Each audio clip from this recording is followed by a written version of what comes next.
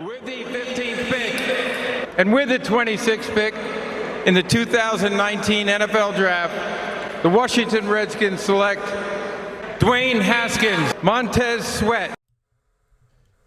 Welcome, all my fellow Redskin brethren and sister.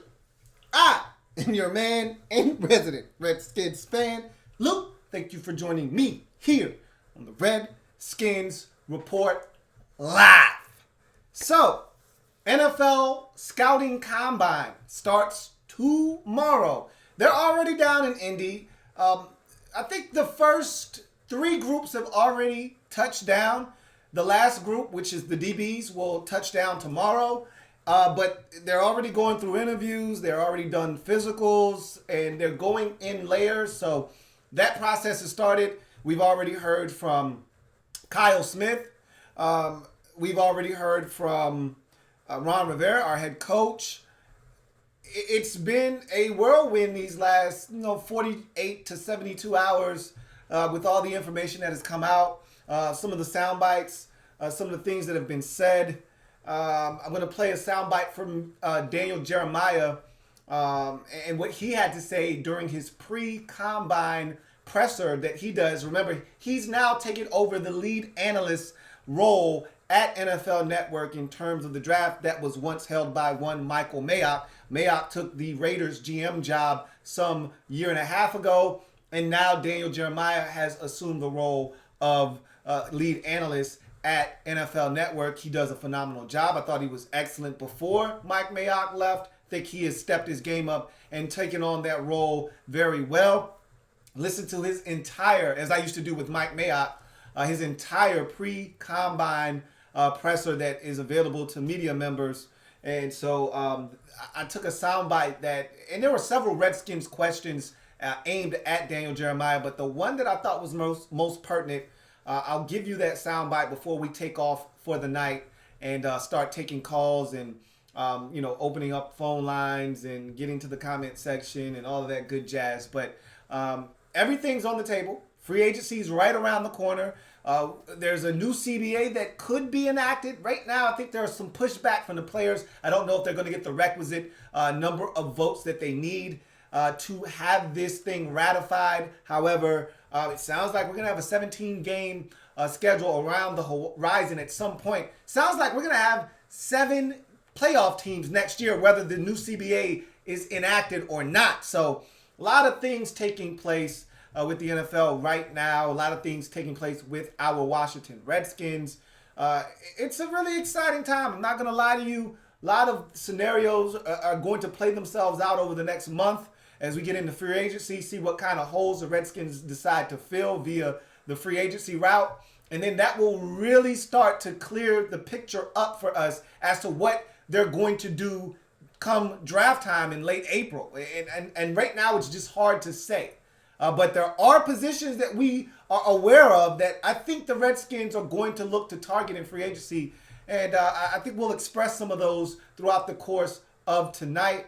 And so I want to play this soundbite from Daniel Jeremiah. I know there are a lot of Redskins fans that he's not really saying much here to you. All right. Nothing that we don't already know, but there are a lot of fans. I continue to read a lot of fans wanting the Redskins to trade out of number 2. We have too many holes to fill, and he's only one guy, and yada, yada, yada, yada, yada, blah, blah, blah, blah, blah, blah, blah, blah, blah, blah, blah, blah. Like, seriously? This isn't your ordinary number 2 overall draft pick. And I'm excited about where the Redskins sit. I told you it's lying season, and I forgot who it was that tried to call me out because Joe Burrow made his statement that, look, whoever drafts me, I'm going to play for them. And he pretty much said, look, only reason I was non-committal to Cincinnati is because they might not draft me. All right? I don't want to say I'm going to play for a team and they may not draft me. And so I ran with that because I believe it. I believe, and again, it is lying season. And he's saying the politically correct thing because he's in Indy right now. He's supposed to say what he's supposed to say while he's there in front of their brass. He could leave there and go non-committal all over again. Bottom line is, I already told you that it doesn't really matter what Joe Burrow wants, thinks, or says. Cincinnati's going to take him 1 overall anyway. So I am doubling down on the fact that the Redskins are already on the clock at number 2. I feel confident what they're going to do. But here's what Daniel Jeremiah of the NFL Network said during his pre-combine presser with the media. It was over an hour and 40 minutes long. Here's what he had to say about the Redskins at number 2. You will first hear the question asked by, I believe it was Kareem Copeland. And then you'll hear the response by Daniel Jeremiah. I want you to take a listen. Hey, Daniel. Yeah, everybody's got Chase Young plugged in number 2 with the Redskins. Is it a mistake to even consider moving out of there and going back, considering how many holes they've got at a lot of spots? And if you do decide, or if they do decide to move back, what kind of haul would you need to make that happen?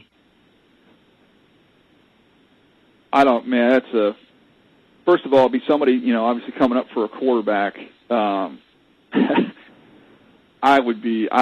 just don't trade off of elite edge rushers. You have a need there at the position. Those guys are hard to find. So to get a player like that, you would have to blow my doors off to get me to trade off that pick if I was the Washington Redskins. So, and I'm not going back far. To be honest with you, I'd be, 5, 6, and 7 are the only teams I would even consider talking to, and you're talking multiple ones, plus some sugar. You've got to get a lot to get out of there, because even if you get to 5, you won't see Chase Young at that point in time. So you're trading off of a premier player at the second most valuable position in the sport. You're going to have to get a heck of a haul to do that. Now, that's Daniel Jeremiah telling you that, look, man, these kind of guys don't come along very often. Now, he did go on to say that he actually had a higher grade on Nick Bosa last year coming out of Ohio State into the draft, coming off of core muscle surgery. Remember, Nick Bosa's season was cut short last year due to injury. He still had him rated higher than that of Chase Young coming out this year. But that being said, that just tells you how much he values Chase Young at number 2, where he almost laughed at the notion of trading out of number 2. These kinds of opportunities don't present themselves very often, and let alone us actually having a chance to be the ones to reap the benefits of it. How often is it that we, the Washington Redskins, have a chance to do something like this? It isn't very often. You can't pass this opportunity up. And I don't think we're going to pass that opportunity up. And I think Daniel Jeremiah kind of speaks to that sentiment as he reiterated that these kinds of guys are rare. They don't come along often. And at the second most important position in all the sports, you got to probably pull the trigger on Chase Young at number 2 unless some team is talking absolutely cold, hard cash at number 2. And we're, like he said, you talking multiple firsts, all right? Multiple. And he didn't just say like 2. He said multiple. So we could be talking 3, all right? And some sugar, he said, on top of that, all right? As if that wasn't enough. You got to sweeten the deal a little bit more, and which is what I've been saying. And then he even threw in the extra caveat of, and I've said this as well, all right? And I've told you guys this before. I'm not going back too far because I want something elite.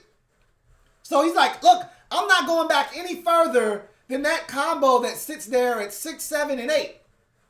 All right? Of the or 5, I think it was 5, 6, 7 of Dolphins, Chargers, Panthers. I'm not going back any further than that.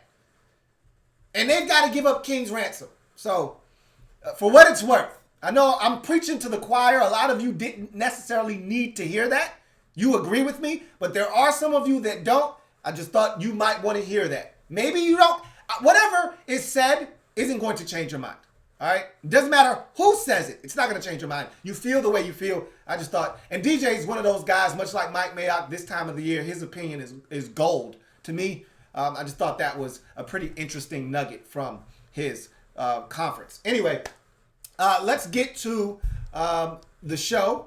And as you all know, there's the phone line right there. That's the number. Let me explain to you how this works. Obviously, there are multiple ways to get in contact with the show, have your voice heard. The one that tops all of the different options that you have is, of course, Super Chats. They supersede everything else. Drop a Super Chat in. We'll read that and we'll react to it. If it's a question, if it's a comment, we'll react to it. And your comment will be read, and that comes before anything else. So Super Chats are number one. Number two are the phone lines. You call in. If we don't have a Super Chat, we then go to the phone lines, and you are able to speak your mind there. Now, again, as I've always mentioned to you guys and reiterated, make sure you have a secure line. Make sure your phone and volume is up loud so that we can hear you. Make sure that you know what you want to say. You're concise, you're to the point, and you're not rambling on and on and on so that we can get in as many calls as possible. Then the next mode of communication with the show is, of course, the chat. All right? Chat, you have to use the hashtag LouisTLive to have your comment read on the air. Now, again, chats are down the list. It's tough to get in on the chats when people are super chatting and calling in. But you're brave out there. If you're going to go the chat route, use the hashtag LouisTLive. We may get to you. We may not. I appreciate every single one of you in any event. So with that being said, I saw a super chat already. So we're going to read that, and then we'll jump straight into the phone lines. Super chat from DMV Fan 123. DMV Fan 123, thank you for the super chat. Greatly appreciated. All right, thank you so much for your participation. DMV Fan 123 says, talk to him, Lou. Hashtag Chase Young must be the pick. I couldn't agree with you more. And I think that's what the Redskins fans all really want for the most part. Like I said, there are some out there that would love to trade back. But for me, you gotta take Chase Young, and I think that's what's going to happen. And so, with that being said, let's get to the phone lines. As there are no more super chats, you're on live with your man Louis T. Who am I speaking with? This is your man Edie Amin from DC, man. What's going on? Hey, I wanted to know, man, dude, what you think about AJ Green and a couple of picks, man? For maybe a 4, 5, or 6, man. And AJ Green. For what? You said, what do I think about? Bengals, from the Bengals, for their number one pick. I mean, yeah, their number one pick. So what are you asking? I'm confused. I'm confused about what you asked me. Do you like AJ Green and a couple of picks? For us to give them our number 2 pick? What are you asking? Yeah. No, absolutely not. First of all, I don't think the Bengals want to allow AJ Green to go anywhere. I really think they're going to franchise tag him if they can't work out a long-term deal. Because if you're going to draft a young quarterback, he needs somebody to throw the football to. AJ Green isn't a spring chicken, but he's still an elite wide receiver when he's healthy. I can't see them sending Joe Burrow out there with just Joe Mixon and Tyler Boyd at receiver. I just don't see them sending him to the Wolves that way. They're going to give him as many options as they can possibly give him, and one of those guys is going to be AJ Green. And when you got a head coach pretty much fighting for his job, I think they're going to try and keep AJ Green. So I think they're going to franchise tag him if they can't work out a long-term deal. So wait a minute, am I lost? Where's Andy Dalton? They're going to trade him. You really think they're going to trade him to who could trade him? Who can get him? Well, remember, they already came out and said, I said this on my podcast, they already came out and said, hey, we're going to try to do right by Andy and trade him before, the market dries up. We don't want to do wrong by Andy. We want to make sure he finds a good home. They're going to trade Andy Dalton. That's not an if, it's a when that takes place. Not an if. They're trading Andy Dalton. He's a backup. We wouldn't mind getting him ourselves, man. Yeah, but see, you don't want a backup like Andy Dalton, because a backup like Andy Dalton, you got Redskins fans that think if Dwayne has 1 or 2 bad games, man, and you put Andy in, he might be able to do something. You don't want that kind of pressure. You want a true backup in this league where you like, hey, look, man, if we put that backup in, he ain't going to be much better than Dwayne. So, but he also need a veteran under his belt, brother. I appreciate you whatever you do, man. I love you, brother. Hey, what you do, man. You was hilarious to me too, man. Hey, man. Take care, man. Love you, bro. Take care. All right. All right. So, yeah, no, AJ Green, and it's an interesting debate about AJ Green because if he is in fact a free agent, I'm not opposed to bringing him here because I think the Redskins are going to add a veteran wide receiver this free agency period. I do. I think of all the positions after you get past tight end, I wouldn't be shocked if the Redskins don't do anything at corner. You know, listening to them talk at the podium, I'm not buying what they're selling, but I wouldn't be shocked if, you know, some of those corners out there that we think the Redskins could be after, they get out there and they see how much these guys are commanding on the free agent market, and they're like, whoa, it's a little too rich for our blood. And you know what would really make the Dunny situation that much worse? And I know some of you are like, who gives a shit? Dunny put himself in this position by running his mouth. But you know what would really piss me off if I was in this position is if I'm over here crying because I'm making $3.25 million this year, and I just want me a deal that I feel like is fair. And you go out in free agency and spend, you know, $52 million over 4 years on James Bradbury. That would really piss me off.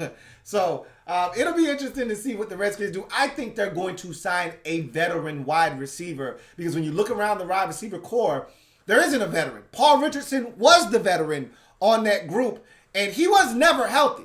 So they got rid of him. And now when you look at that group, it's Steven Sims, it's Terry McLaurin, it's Kelvin Harmon. It's the blind leading the blind in terms of young guys. Now, I think McLaurin is wise beyond his years, and so he's like a veteran in that locker room. But in terms of NFL years, no one there outside of Trey Quinn has been in this league more than 3 years. So I think they're going to want a veteran in that room to kind of guide these guys, show them how to work, how to become professionals in this league. I would love to add Emmanuel Sanders. But I got some super chats. I want to go ahead and read those. And so, first super chat from Big John 512. Big John 512, thank you for the super chat. Greatly appreciated. Big John 512, thank you for the super chat. And he writes, thanks for your hard work you do for us. Who would you pick if not Chase Young? Again, that is a scenario that I really haven't wrapped my brain around because I expect Chase Young to be there. And if he's not, that means he went number one. And if he went number one, I am trading out of that pick or I am selecting Joe Burrow. That is it. Nothing else to discuss. I've talked about this numerous times. This isn't a situation of, well, you know, we could use Isaiah Simmons. No, either you are getting King's ransom for Joe Burrow at 2, which I think is the only option after the Bengals take Chase Young, if that were to take place, which it's not. But since we're going on the hypothetical, that is the only option at that point is you trade out of 2. But if the Redskins somehow don't like the packages that are being offered to them and don't jump at one of them, then you just take Joe Burrow and then you hold him hostage. I still feel like in worst case scenario, you can just say, you know what? We're just going to have Joe Burrow on our team. Bottom line is, because I think he's that good, and I'm going to be dropping the Draft 101 prospects or Draft Prospects 101 series on Monday. So, and he'll be the first player up. He's really good, just in case you weren't sure. But in any event, and I'll still dangle him out there. You know, I'll pick him just like the Chargers did drew Eli Manning some years ago and then trade him. You know, but I'm not going to pass on him and pass on the opportunity to absolutely destroy someone's future in the draft by just stockpiling as many picks as possible. That's the move.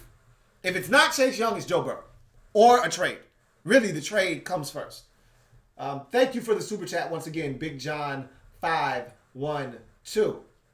Another super chat from my man AT Andrew Thompson, always coming through with the super chat. Greatly appreciated. Andrew Thompson, my man AT, thank you once again. AT writes, our boy Sheehan said today he's hearing Rivera thinks the team can do a quick turnaround and be competitive next year. He said we will target Amari Cooper, Austin Hooper, and Kenyon Drake.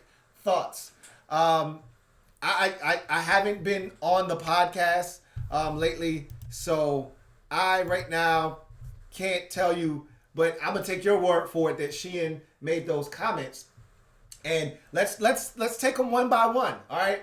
So AT says that Sheehan said Amari Cooper, which I still believe, and I firmly believe this. And remember, I told you guys I'm not even considering Justin Simmons because he's not going to make it out of Denver. They'd be foolish to let him walk. Well, John Elway has already come out and said, if we can't reach a long-term deal with Justin Simmons, we're going to franchise tag him. So, and I said the same thing about Austin Hooper. I was wrong.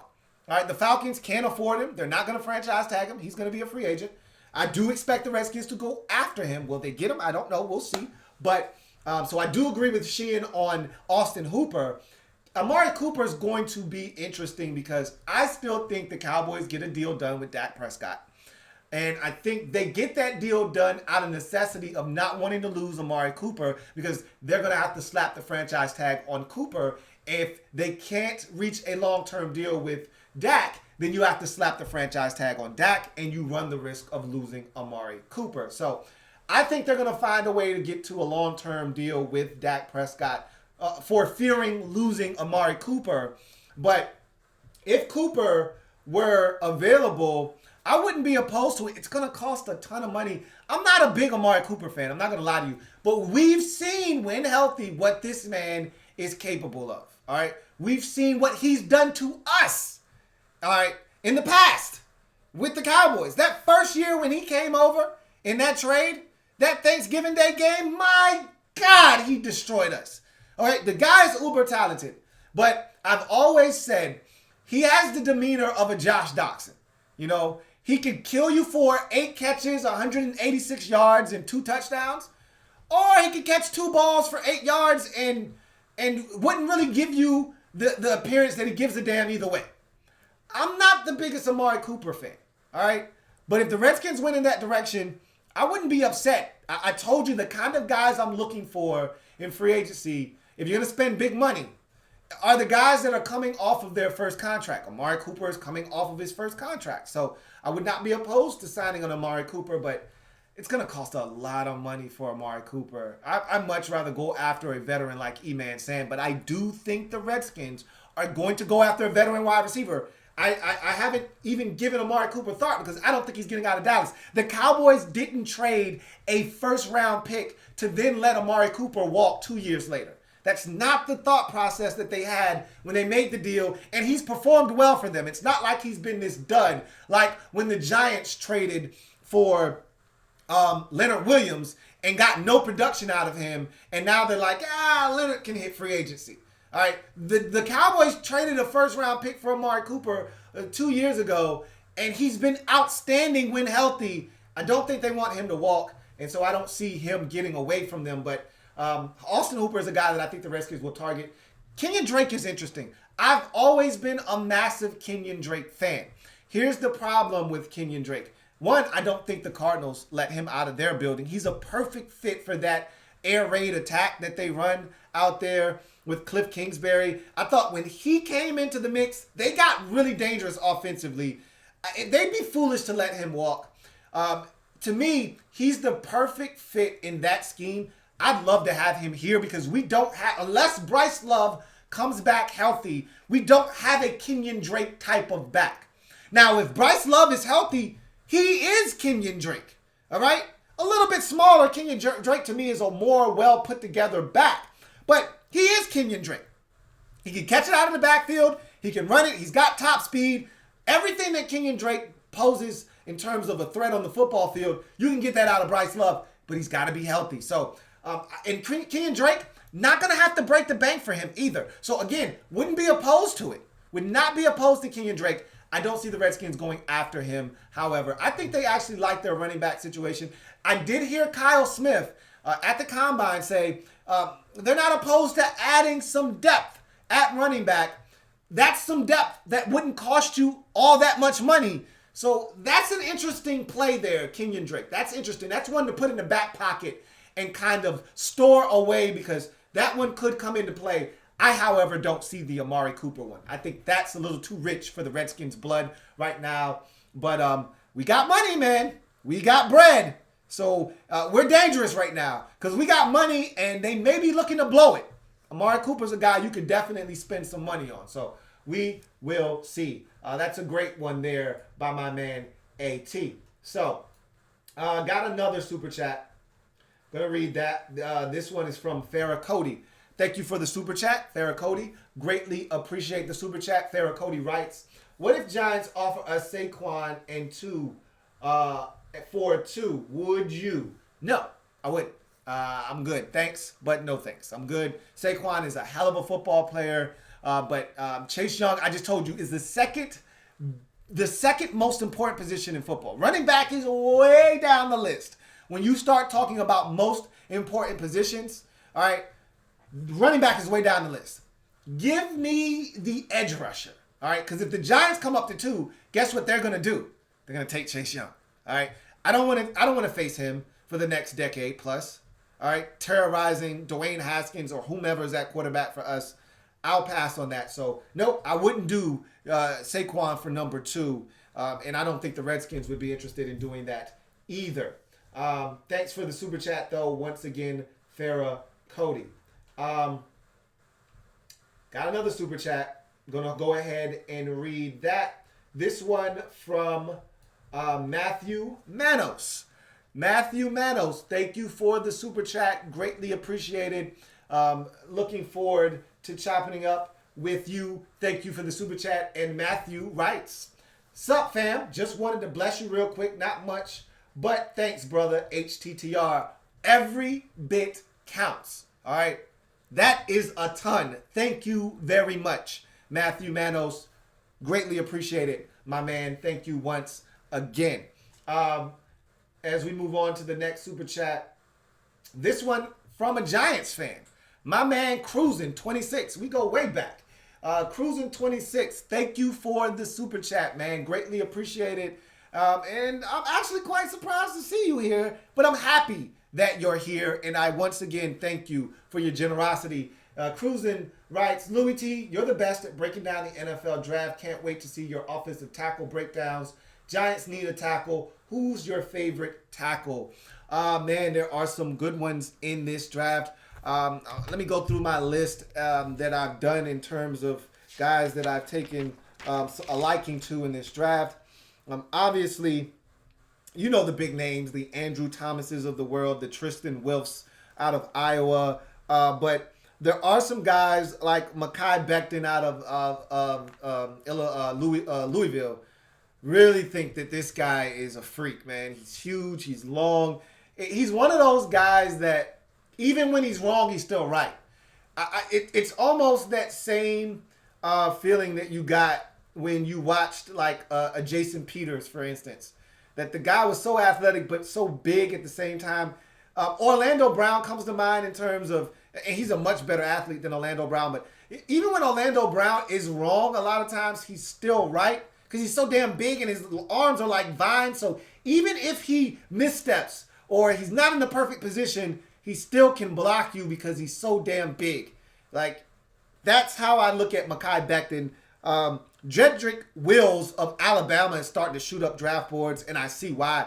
He's a really good prospect. And the interesting thing is people think he can play both left and right tackle. And remember, at Alabama, he was their right tackle, but that was the blind side because Tua is a left-handed quarterback. So the right tackle was actually more important than the left tackle at Bama, and he did a hell of a job. So he's another guy that's kind of shooting up some draft boards. And then Austin Jackson out of USC is another interesting guy. And I could go on and on and on, but we'll do that when we get to the offensive tackles in this draft. But there are some really intriguing names and some guys that are really good athletes. And you're going to see that throughout the course of the weekend at the Combine. These are going to be some really athletically gifted offensive linemen that are going to wow you with their movement skills. And this is a different Combine because they're going to actually showcase these offensive linemen's moving skills. They're going to have a screen drill where they got to get out in front of the screen. And so you're going to get to see these guys move out in space and be functional with their movement skills. And you're going to be really impressed with some of these guys. So thank you so much for the Super Chat, Cruising26. Looking forward to chopping it up with you in the future. Got another Super Chat. This one from Vincent Coe. Vincent Coe, thank you for the Super Chat. And again, another non-Redskin fan. Surprised to see you here, but nonetheless, excited that you're here. Thank you again for the Super Chat. Vincent Coe writes, "Hey Lou, do you see the Skins signing a free agent edge rusher to pair with Chase Young like the Niners did? Let's say a Matt Judon or a Robert Quinn." Nah, I don't see that happening. Remember, the Redskins drafted a first-round pass rusher last year in Montez Sweat that they're very high on. And so when you couple those two together with all of the capital that they've spent from the draft over the years, whether you're talking about a fifth on Matt Ioannidis, they've re-signed him already, or the two first-rounders that they've spent on Bama boys in Jonathan Allen and in Daron Payne, the Redskins aren't looking to add any more beef up front via free agency. I think they're really confident. And then remember, you still got Ryan Kerrigan on the roster. Really don't know what they're going to do with him. Sounds like he's going to be here. Will there be an extension? I'm not quite sure about that. I don't see Kerrigan going anywhere as of right now. And so I'm just going to assume he's going to be on the roster as well. So, and then you still got a guy like Ryan Anderson, who I think they're going to move to strong side backer. But I told you that Ron Rivera spoke at the podium at the Combine, and he said he likes versatile players, loves guys that are multifaceted, that can move around and do different things. And I think one of those guys that kind of fits into that mold, he mentioned Cole Holcomb as a guy that kind of fits that mold, that can do multiple things. Holcomb was a guy that was a speedster at North Carolina. We saw the speed last year. He feels like Holcomb is a guy that can run with tight ends up the seam, can run with running backs out of the backfield, but then also come in and be a physical presence in the box. I think they're going to feel that same way about Ryan Anderson. Can also come off the edge as a rusher on third downs if you wanted to get creative, but, you know, can be a guy that sets the edge in the run game and is physical at the point of attack. So it'll be interesting to see what the Redskins do, but I don't anticipate them doing anything at edge rusher in free agency, especially with Chase Young staring them at in the face in the draft at number 2 overall. Vincent Coe, thank you for the Super Chat once again. Got another Super Chat, so I'm going to read that. And got a couple Super Chats, actually. This next one is from Leo Benjamin. Leo Benjamin, thank you for the Super Chat. Greatly appreciated. Thank you once again, Leo Benjamin. Leo writes, HTTR, keep up the great work, bro. Thank you for supporting, thank you for watching, and thank you for donating, Leo Benjamin. Thank you, thank you, thank you. The next Super Chat, I believe there are another 3. So let's knock these down. The next Super Chat is from my man, Protect Sports. Make sure you're checking out his channel, doing a great job over there. He is starting to really, send out the content. So make sure you're going out and checking out my man Tones over at Protect Sports and his channel. A massive Redskins fan, an NFL fan like myself. And so he's doing a ton of content over there. So make sure you check out his stuff. He says, bro, I'm just catching this on my honeymoon. Thanks, man. Honeymoon, I'm assuming that means you got married. I know you had a fiance. I'm just going to extend the congratulations. Don't know if that's accurate or not, but congratulations in any event. Go enjoy your honeymoon. This will be here, man. Thank you for the Super Chat. Live it up. Enjoy your new life. Enjoy your wife. And go have fun, man. Enjoy. And congrats once again. XL The Truth with a Super Chat. Thank you so much, XL The Truth. You are the truth for blessing the show. Thank you once again for your Super Chat. XL The Truth writes, so do you think our current receivers just can't get it done? I would rather spend that bread on our current free agents and a tight end. I think a threat in the middle would turn Terry and Harmon up, would turn them up. No, that's not me talking. I think Rivera wants to add a veteran wide receiver. I don't mind adding a veteran. To be honest with you, I would prefer to. This draft is so deep at receiver. It's dumb. It was a commenter that I thought made so much sense. On one of the videos I dropped, I want to say it was the one this week that I dropped. It could have been the one from last week, but either way, this guy was like, look, we don't have a second round pick, but we got a third rounder that's almost like a second rounder because it's so early, because the Redskins in every single round are pretty much drafting second overall. So the Redskins, yeah, they don't have technically a second round pick, but they got the 66th overall pick in the draft. It's damn near an extension of the second round. So he's like, yo, there are going to be some guys at the receiver position that fall out of the first, because there's just so many. Daniel Jeremiah said, this is how crazy the wide receiver position is this year. And I agree. And I told you guys this 3 months ago, that the receiver position is going to be crazy in this draft. All right. And he said, look, I haven't seen this much talent in the draft at one particular position in I don't know how long. He says, I've got 27 guys with a rounds 1 to 3 grade in this draft. All right. I think he said 27. It might have been 21. Either way, that's a ridiculous number. Either way. All right. I think he said 27. 27 guys with a grade of round 1 to 3. He said, look, in the draft in I think he said 2017, there were, and this is the most receivers taken in the draft. 25 receivers were taken in that draft. He's got 27 with a grade of rounds 1 through 3. So essentially days 1 and 2. Seriously.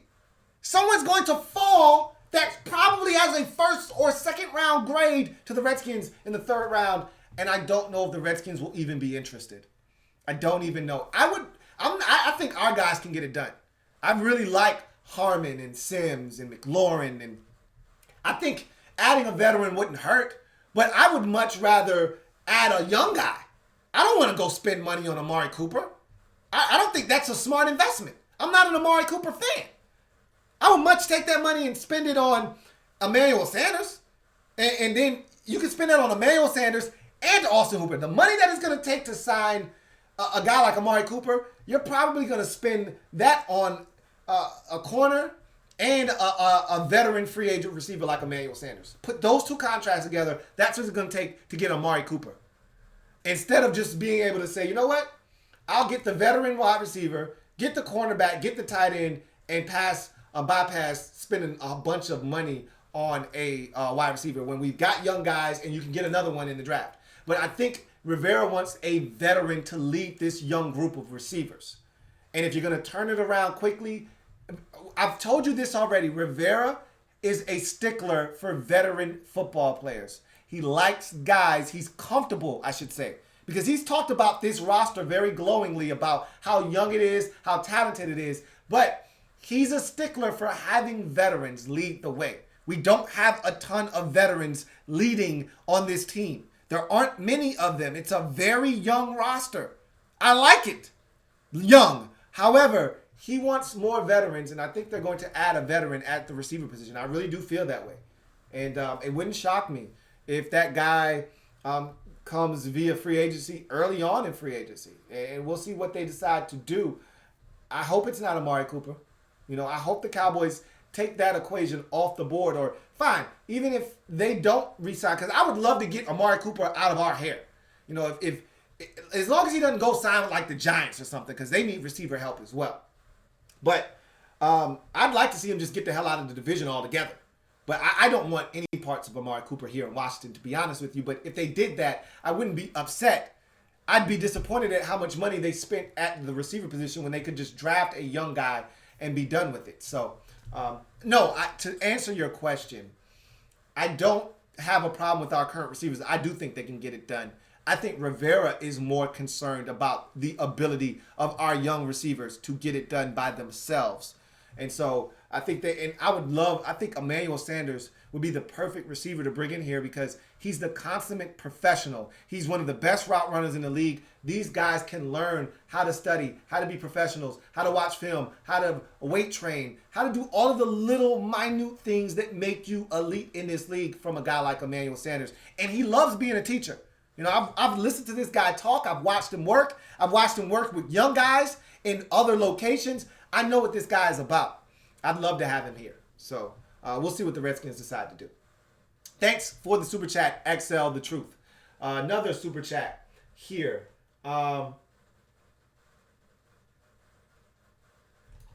Captain Gaming says, Redskins for Hard Knocks this year. First and foremost, Captain Gaming, thank you for the super chat. Greatly appreciated. Good looking out. Captain Gaming writes, Redskins for Hard Knocks this year? No. All right. Remember, if you have a new head coach, you do not have to be on Hard Knocks. You can bypass the show altogether. All right. You make the playoffs or you have a first-year head coach, you are omitted from being in the pool of teams that don't have a choice. Redskins have a choice. They're not going to be on Hard Knocks this year because they got a new coach. So no Redskins on Hard Knocks. Like Jay Gruden said last year was the year to do it, but he was like, don't do it this year. It's much more interesting in Oakland, and it was because of the Antonio Brown situation. He said, if we're not good, you can do it next year. If we're not good, I won't be here. And he was right. And now we're not going to be on Hard Knocks. So that being said, got another super chat. Going to go ahead and read that. And then got another one after that. Cruising 26 says, first of all, thank you once again for doubling up. Double up. All right, on the super chats. Thank you so much, Cruising 26. Again, a Giants fan showing your man some love. I appreciate that. We all family, man. At the end of the day, y'all distant cousins, but we still family, man. He writes, thanks for all your hard work. It's appreciated, no doubt, man. You know, anytime, bruh, I'm here. So, appreciate you, Cruising 26. Got another super chat. I'm going to read that one. This one from Joe Rockhead J. All right, Joe Rockhead J, thank you for the super chat. Greatly appreciated, my man. Joe Rockhead J, thank you once again. He writes, I'd rather get the youth and inexpensive contracts. I'm with you on that, man. I don't want any parts. Look, I'm willing to spend at corner. I'm willing to spend at tight end. I do not want to spend at receiver because there is cheap labor in the draft. There is cheap labor already on the roster.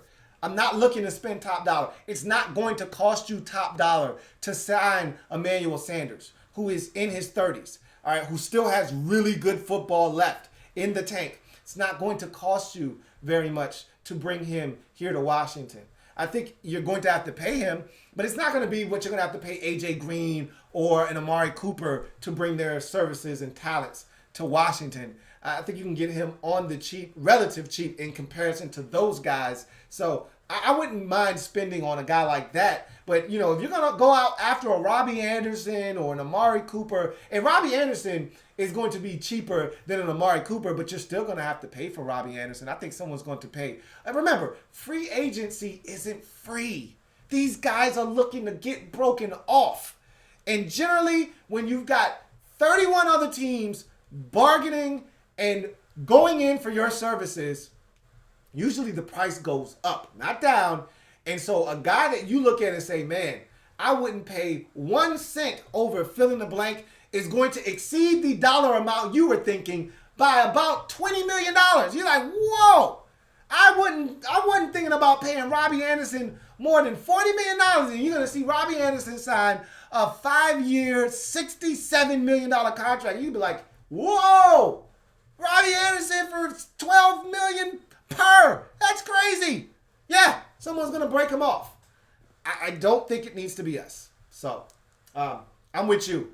I'm looking for youth and inexpensive contracts. Again, you're not going to be able to run away from spending on the tight end position. If you want Austin Hooper or Hunter Henry, you're going to have to pay. Those guys are not going to come cheap. And there aren't many really, really good young tight ends in free agency. So if you want them, they're going to have options. You're going to have to pay them. Cornerback, same deal. Very raw market. there are about, 4 or 5 guys that are probably better than everyone else. And then there's a steep drop off at the cornerback position. If you want one of those guys, a Byron Jones, a Bradley Roby, James Bradbury, Chris Harris Jr., you want one of those kind of guys, you're going to have to pay top dollar for their services. They're not going to come cheap. And so I think you're going to have to pay at the cornerback position. You're not going to get around that. But appreciate the super chat, Joe Rockhead J. All right, I think we've gotten through all of the super chats for now. I implore you to keep them coming, but we are now going to go to the phone lines. Got a call, going to take it. You're on live with your man Louis T. Who am I speaking with? Hey, Louis, it's Cooper holding it down in Vancouver. Hey, what's going on, Coop? One sec, sorry. I'm at work. I'm just trying to not be heard. So about the tight end situation, I don't think we should go out and spend $11 million on Hooper. I feel like Julio and Calvin Ridley, they draw attention away from him, and he's not worth the money. You don't think maybe get someone like Eric Ebron, maybe.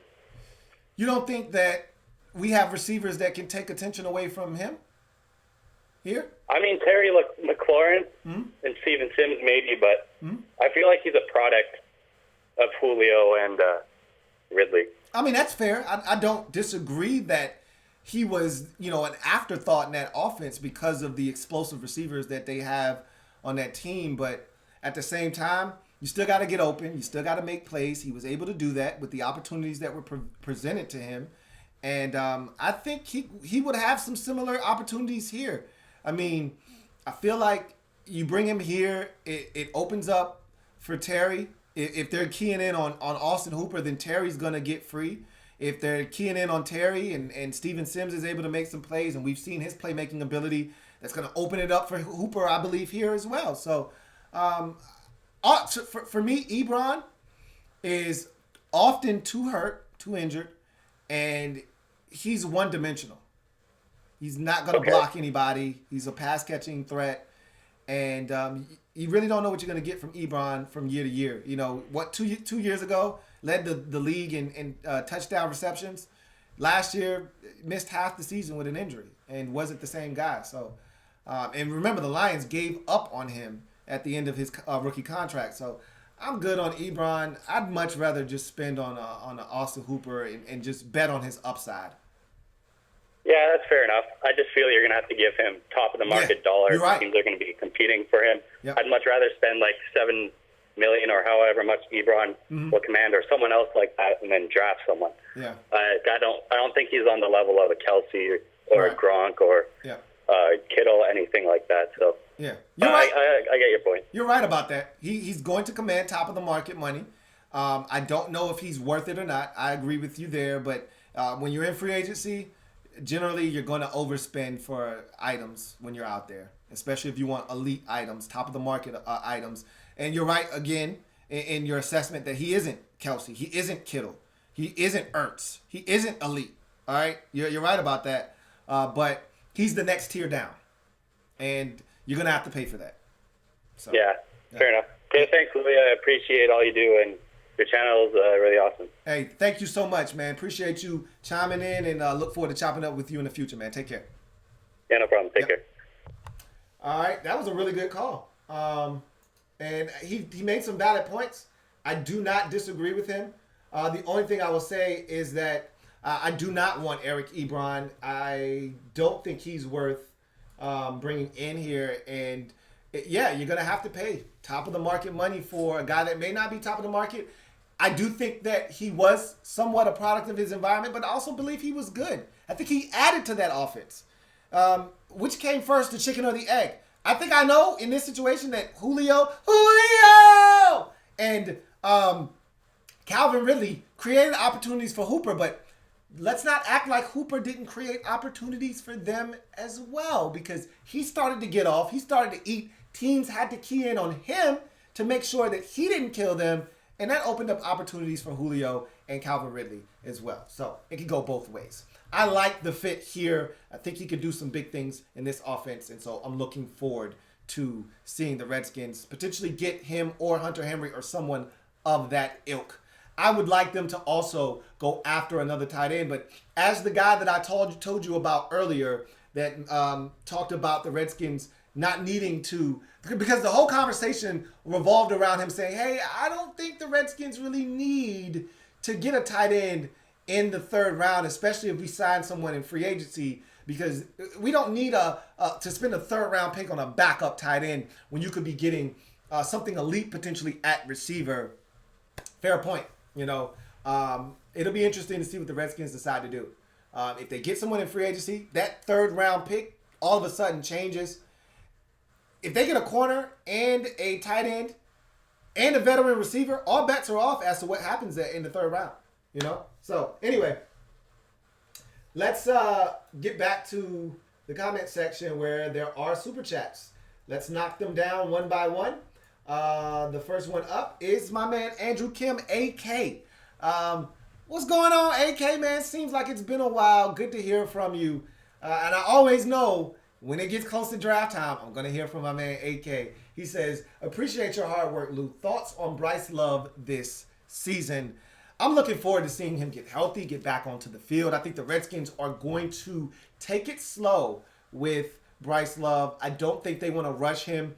Remember, he had a second surgery to clean up some things that were floating around in the knee that he had surgery on. So I think they're going to work him back slowly. Remember, they've had, and again, it's a new staff. So I hate bringing up things that were done in the past, but we had Darius Guice come back and then get injured yet again. So I think they see that situation and how that played itself out, and they do not want to rush Bryce Love back. That being said, I do expect him to be a contributor this year.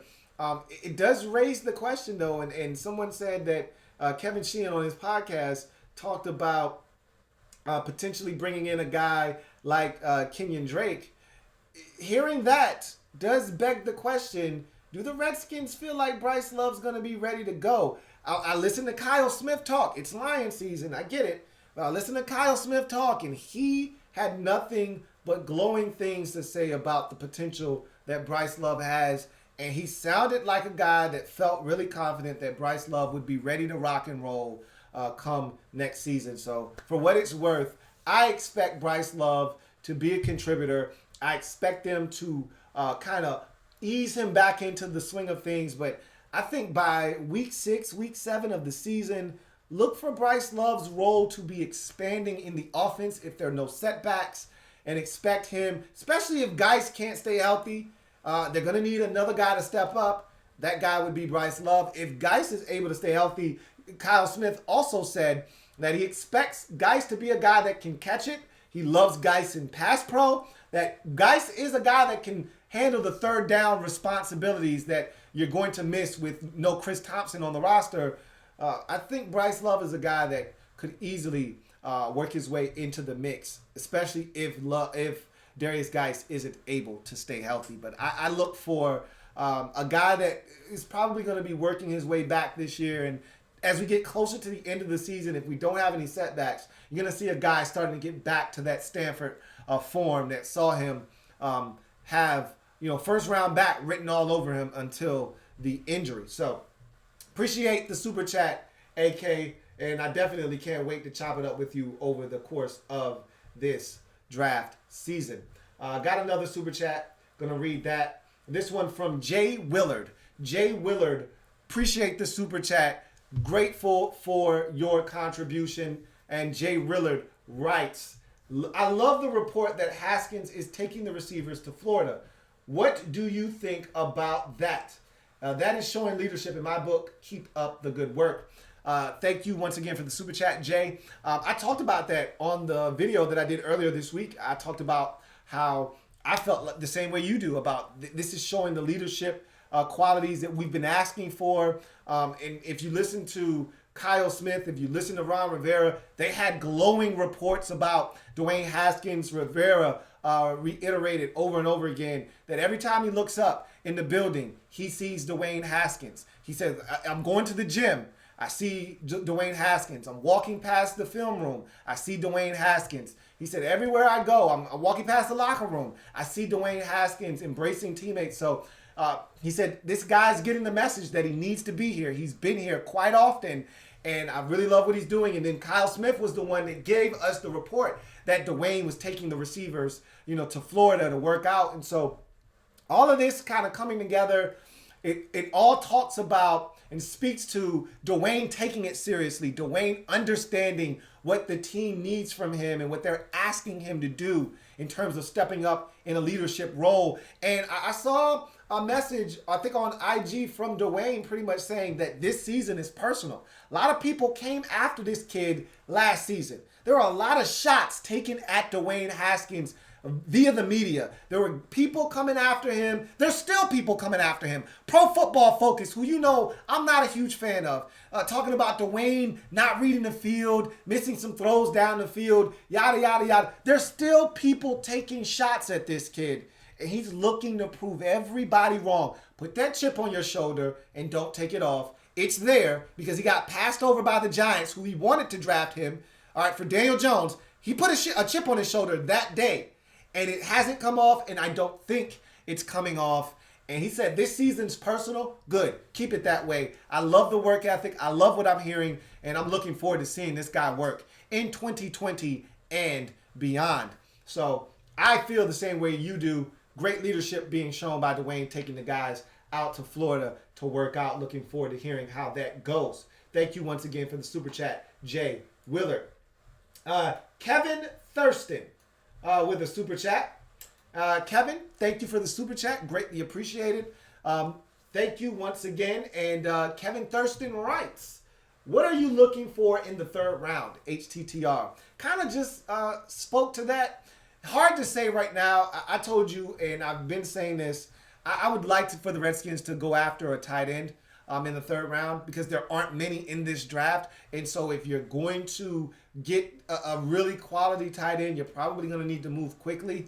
But as a commenter brought up on one of the shows previously, and I talked about it already, he said, hey man, we don't need to go after tight end especially if we get a guy in free agency. Now, if we don't get a guy in free agency, go right ahead, get you a tight end. But if we get somebody in free agency, you don't need to look for a backup tight end in the third round. Here's what you do, because if we go after someone in free agency, most likely it's not going to be a 35, 36-year-old Vernon Davis type. You know what I mean? It's going to be a younger guy like an Austin Hooper who you expect to be your tight end of the future. So with that being said, you don't necessarily need to draft the tight end of the future. I still think you need to draft another tight end. I'm not coming off of that. However, he was right in saying you don't necessarily need to have that guy be in the third round.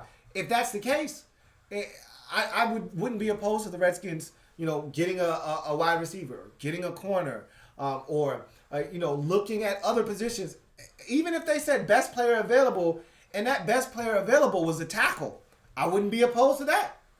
Morgan Moses is getting up there in age, and maybe you don't love his performance, or Trent Williams is only here for one more year, and there is no extension with him, and they just guarantee him some money, and he's gone in free agency next year, and you're like, I got to get me a tackle. That could be the pick. Right now, I'm going to tell you that it's either one of three positions, and they're all positions that I think we need in free agency. So if the Redskins get it in free agency, it may not be a need in the third round of the draft. But as of right now, I still think tight end is a big need in the third round until the Redskins address it.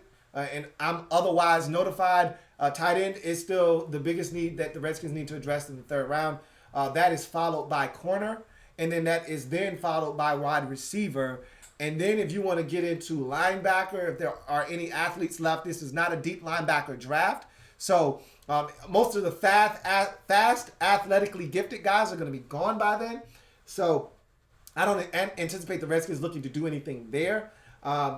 We don't need anything along the defensive line, edge rusher, or anything like that. This is not a deep edge rusher draft anyway. So that's not a position the Redskins will be targeting.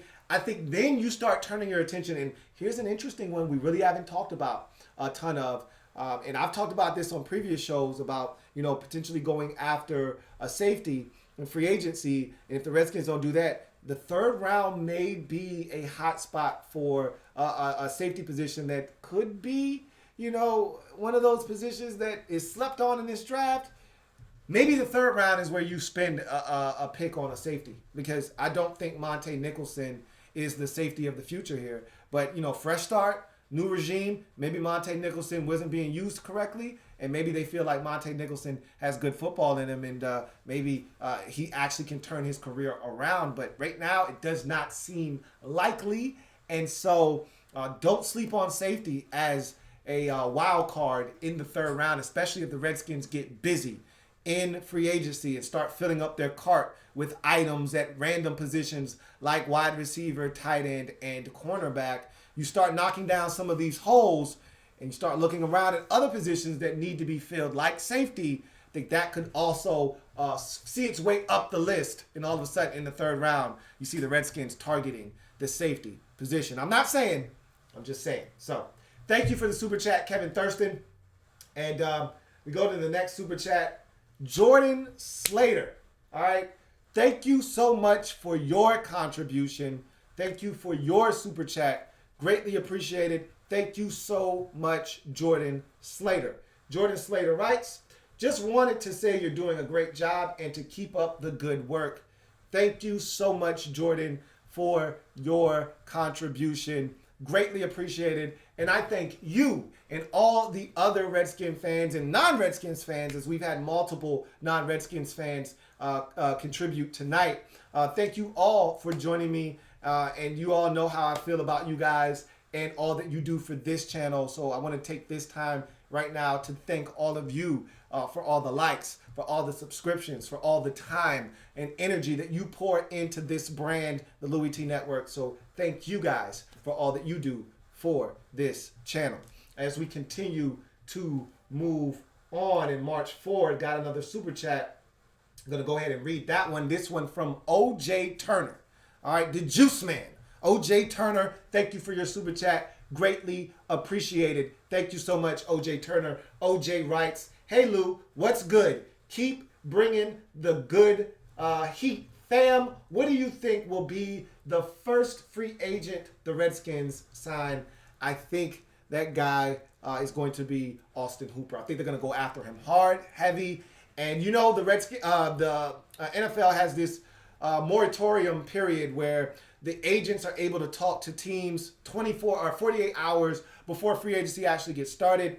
You're going to hear these deals being reported before the actual free agency deadline. I believe it's a Wednesday. Might be a Tuesday. I think it's a Wednesday. Either way, you're going to hear all these deals start coming out over the weekend. And I think one of the first ones you're going to hear is Austin Hooper to the Redskins.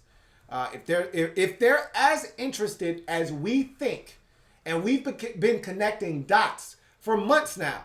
I haven't been, because I didn't think the Falcons were going to let him go, but a lot of you have been connecting dots to the Redskins and Austin Hooper. And I'm here to tell you, I think where there's smoke, there's fire, and I think the Redskins are really interested. And so I'm looking forward to seeing if the Redskins are as interested as we have been led to believe. If that is in fact the case, I think he would be the guy that the Redskins target first, because he's going to be one of those free agents that come off the board quickly. And if you want him, you're going to have to sign him as soon as free agency starts. So I think that first guy is going to be Austin Hooper. OJ Turner, thank you for the super chat. So going to continue with the super chats. Got another one, this one from my man Derek B. What's going on, Derek B? Appreciate the super chat, my man. Good looking out. Derek B, thank you. And he writes, young loafs on plays that go away from him. In the championship, he went offsides and stopped playing. Jack and Ron need to get that out of him. Still pick at number 2. So this is the thing, and this isn't the first time I've heard someone complain about Chase Young on the backside of plays. Look, I'm not going to kill him because he plays hard. All right. I'm not going to kill him for taking a snap off on something. Now, look, you want guys going 1,000,000 miles per second. And at Ohio State, maybe there weren't more guys to come in because, you got guys. It's Ohio State. I get it. They've probably got a rotation of guys, and they've got depth. But at the same time, you're not coming off the field if you're Chase Young very often. If you're at Ohio State, you're just not. And so, in order to get your wind back, if they're running away from you, it's not a crime to take a play or two off to get your wind back. All right? There's enough talented guys that you feel like they should be able to stop it. Now, obviously, I remember once upon a time back here in Washington, we got on Preston Smith against the New Orleans Saints. I remember it like it was yesterday. He did not hustle backside of a run. And Mark Ingram ended up cutting it back right into the gap where Preston Smith was supposed to be. He rips off like a 78-yard run, and they laid into his ass. We all crucified him. And so I get it. It's not Wisconsin. It's not Penn State. It's not Minnesota. All right, it's not Maryland. All right, it's NFL backs. It's Saquon Barkley. It's Ezekiel Elliott. And if you're not busting your ass backside, there could be a problem because that guy could cut it back where you are supposed to be. So I get that. But, and that's not something that can't be coached out of him, as you mentioned. So it's not that big of a deal. And like you said, still take him at number 2. All right? That's not a reason not to take him. If he loafs on backside of plays, that's fine. All right? He can be coached out of that. You can always tell this kid, look, empty the tank. We got Ryan Kerrigan coming in the game. We got other guys that can come in and sub for you. Empty the tank, bruh. And when you're tired, tap that helmet, man. Tap that lid. We'll get you out of there. Get you a little swig. Get you a knee on the sideline, cop a squat. And then 2 plays later, you back in the game wreaking havoc. Do your thing. And so they'll get that message to him. I'm not worried at all whatsoever. Thank you for the super chat, Derek B. All right, got another super chat. This one from my man, Big Money Sonny. All right, Big Money Sonny, thank you for the super chat. Greatly appreciated. Thank you so much, Big Money Sonny, who writes, drop a like. All right, so he is doing work on behalf of me, your man Louis T, by telling you, drop a like on the video. Thank you for that super chat. And the shout out to the rest of the viewers to drop the like from Big Money Sonny. Appreciate you, man. Good looking out. All right, so with that being said, see if there are any more super chats. There are no more super chats for the time being. So I don't see any calls at this moment. And so we'll go to the comment section. I'll just start pulling off comments.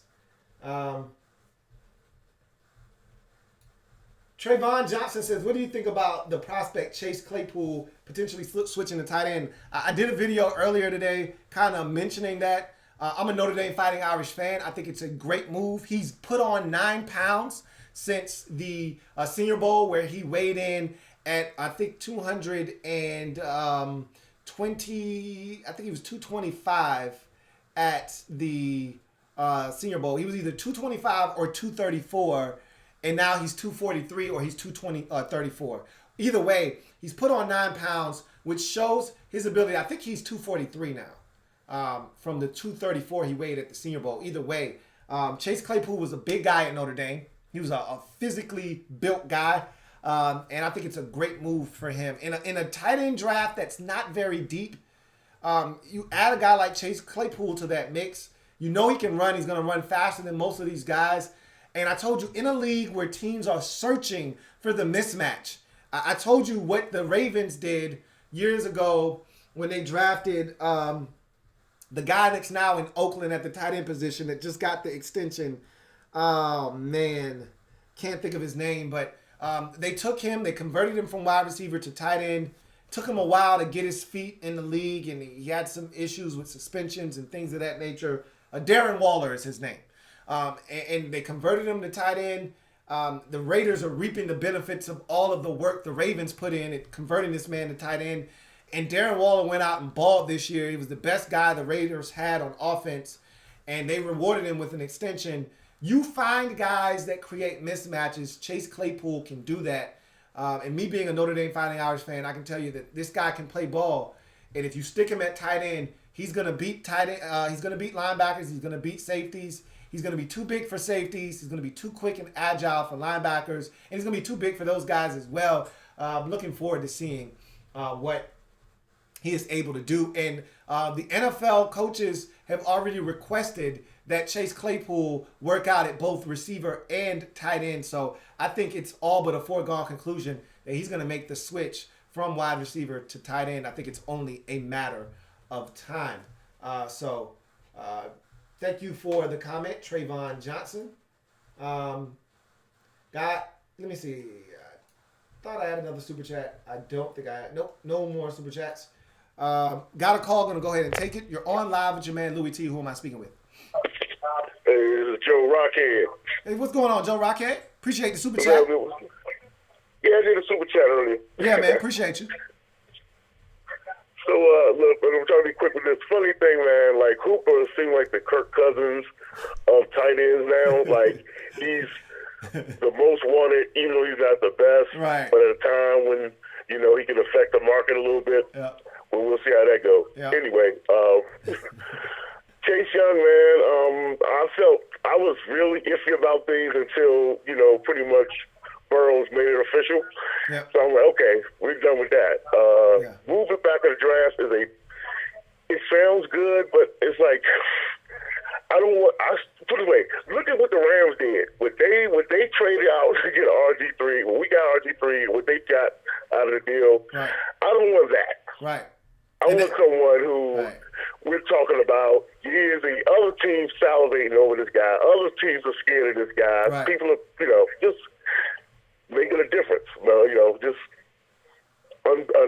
Just a talent that you just can't pass on. Right. And I'm with that. Yeah, If we don't have a choice with the move back because he's gone, then yeah. But no, if you have options, if it's once in a lifetime. Absolutely, and that's the whole point. Is that it's like a crapshoot. If you go in a different direction, if you trade out of the pick with Young sitting there, it turns into what if, down the line, because you may get, quality football players, but if they don't equal to what Chase Young's doing in the league, you're gonna look back and say, man, did we make a mistake? And you just don't want to put yourself in that position. I've said this before, I'll say it again. I'd much rather make the mistake of Chase Young not being what everybody thought he was going to be than trading him away and he becomes what we thought he was going to be, and then we get a bunch of guys that turn out to be marginal, at best NFL players, or maybe they turn out to be really good players, but they're not Chase Young. It still would hurt. Yeah, I'd rather be known as a team that blew it because we missed more so than blew it because we were stupid. Right. Absolutely. Couldn't have said it any better myself. So either way. Absolutely. Well, my man, have a good one, man. I appreciate everything you do always, man. Hey, no doubt, man. Appreciate you, Joe Rockhead. Take care, bro. No, my man. All right. I couldn't agree with him more, and that's the thing that a lot of people forget about in the trade for Robert Griffin III was that the Rams, everybody talks about the deal, but do you remember what they got? I've already kind of went over this. They didn't really get anybody worth a note out of that draft, or those drafts, I should say. And so it's like you're playing a lottery. If you buy this particular scratch-off ticket, you're going to win, and you're going to win. You feel like you're going to win big. You're going to win. How much? You don't know yet, but you're going to win. If you don't take Chase Young and you trade back, now it's like the element of surprise is now entered into the equation. And now you may win, you may not win. You may lose your money. But you're going to have more opportunities. Instead of having one scratch-off ticket that you're going to win on, you just don't know how much. And now you're going to get, 5 scratch-off tickets. And you may win nothing on all 5. Or you may win on one of them. It may not be that big, but you just can't afford to not take the sure thing.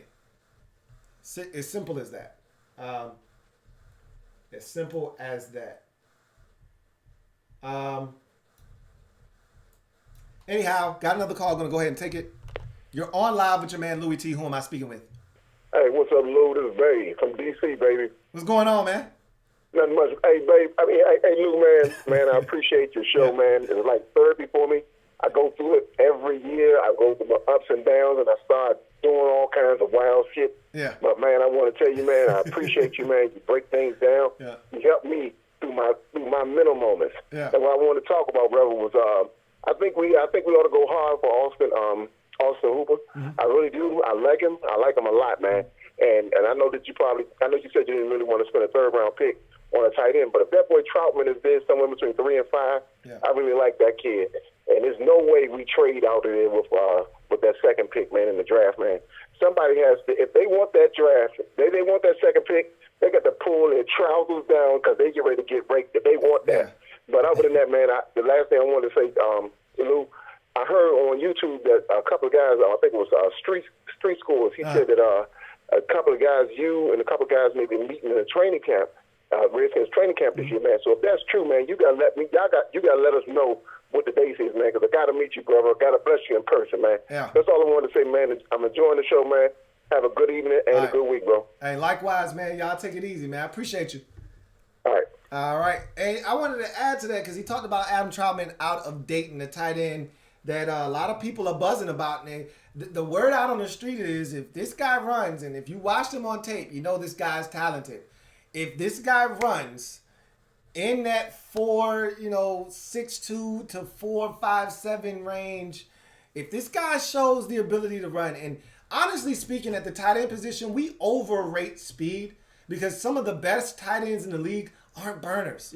Now George Kittle is a burner, all right, but Travis Kelce wasn't a burner at the combine. Neither was Zach Ertz. These are some of the best guys in the business. These are 4'7" guys, okay? If Adam Troutman runs, let's just say he runs a 4.65. At 6'5", 250, I'm just telling you, Adam Troutman could easily be a mid-second round pick. I think he would be gone by the time the Redskins hit the clock in the third round at the 66th overall pick. That's just me. But if he's sitting there and you're impressed, I'm not saying. I'm just saying. So we'll see. Anyway, got a super chat. Gonna read that. It's from my man AT Andrew Thompson once again. Double up. For my man AT. Appreciate Andrew Thompson as always coming through and blessing the kid. So AT, greatly appreciate what you do. And AT writes, for him to live up to the hype, what is your projected stat line for Chase Young in his first 3 years? So, over his first 3 years, and I hate to put numbers on things because it's hard because sometimes when it comes to pass rushers and guys on the defensive line, stats don't always tell the story. Like, I'll give you an example. Down the stretch for Chase Young in his final 3 games or so, he didn't have any sacks and everybody, what's wrong with Chase Young? And I thought his performance versus Clemson in the playoff game was dominant. I thought he was dominant in that game and that he was, I get it, he did not compile a sack and there were a ton of pressures, but he didn't get there. But he was making life miserable for Sunshine, all right, and Clemson's offense. But luckily they had a mobile quarterback. Had that not been the future first overall pick in the 2021 draft, all right, and Trevor Lawrence, Chase Young would have had 2 or 3 sacks in that game versus Clemson. It just happened to be the best quarterback not named Joe Burrow in college football, or not named Joe Burrow or Tua Tagovailoa, and that's pretty much why Chase Young came away with no sacks in that game. And so that doesn't quite tell the story, but I'll just go with your hypothetical. If he is what we think he is going to be, then I think it should be nothing for him to be in the 8 to 10.5 sack range in his rookie season. All right, I'm not going to put the pressure of having to compile double-digit sacks. But if he's got 9.5, if he's got 8.5 sacks, that's a very respectable rookie campaign. Year 2, I'm looking for him to take that massive jump from wide-eyed rookie looking to tear shit up to guy that is in the league expecting to tear shit up. And that's when you see the jump from 8 sacks to 11 and a half, 12 sacks, 12 and a half sacks.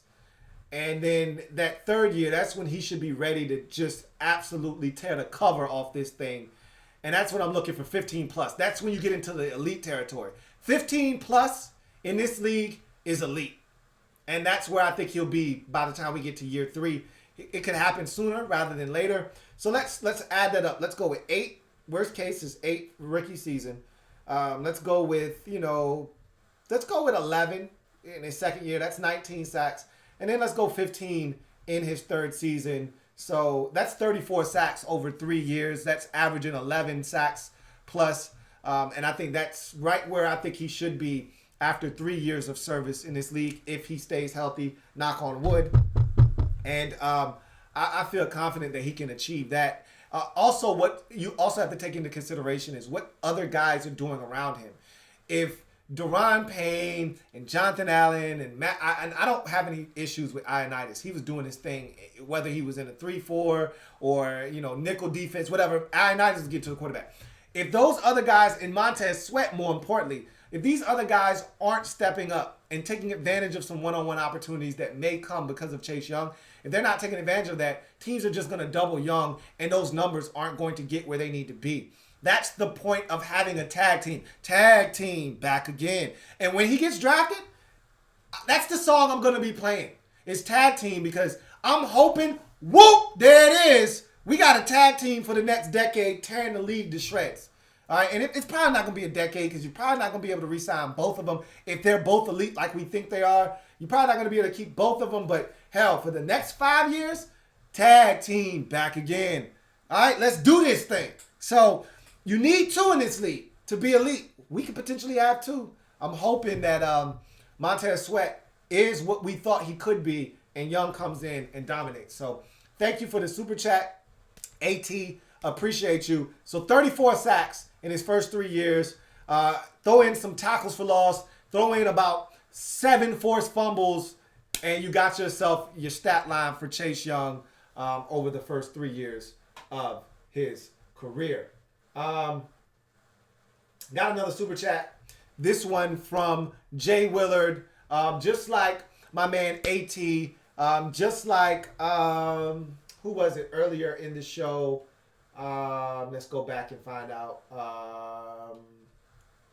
Just like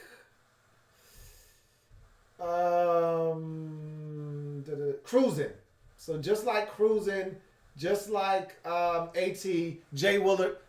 Double up, with the super chats. Appreciate you, Jay Willard. Good looking out. Greatly appreciated for the super chat. That being said, Jay Willard writes, we are talking a lot about Hooper, but what about the upside of Hunter Henry instead of Hooper?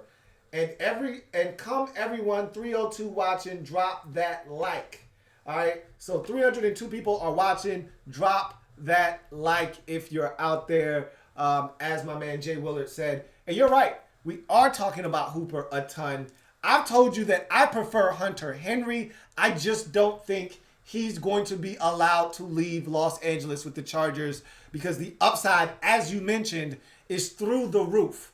And so when you get guys like that, even though he's been injured, the production has been there. They see the talent. They understand what this guy could be. Hence, I don't see them allowing him to vacate their premises. Similar to the way I felt about Austin Hooper, which is why I thought the Falcons were going to keep him, but they don't have the money to do so, or else they would probably be keeping him and Devondre Campbell. And just like I said, out in Denver with their safety that I love, that Denver has already come out and said, if we can't reach a long-term agreement with him, we're going to franchise tag him in Justin Simmons.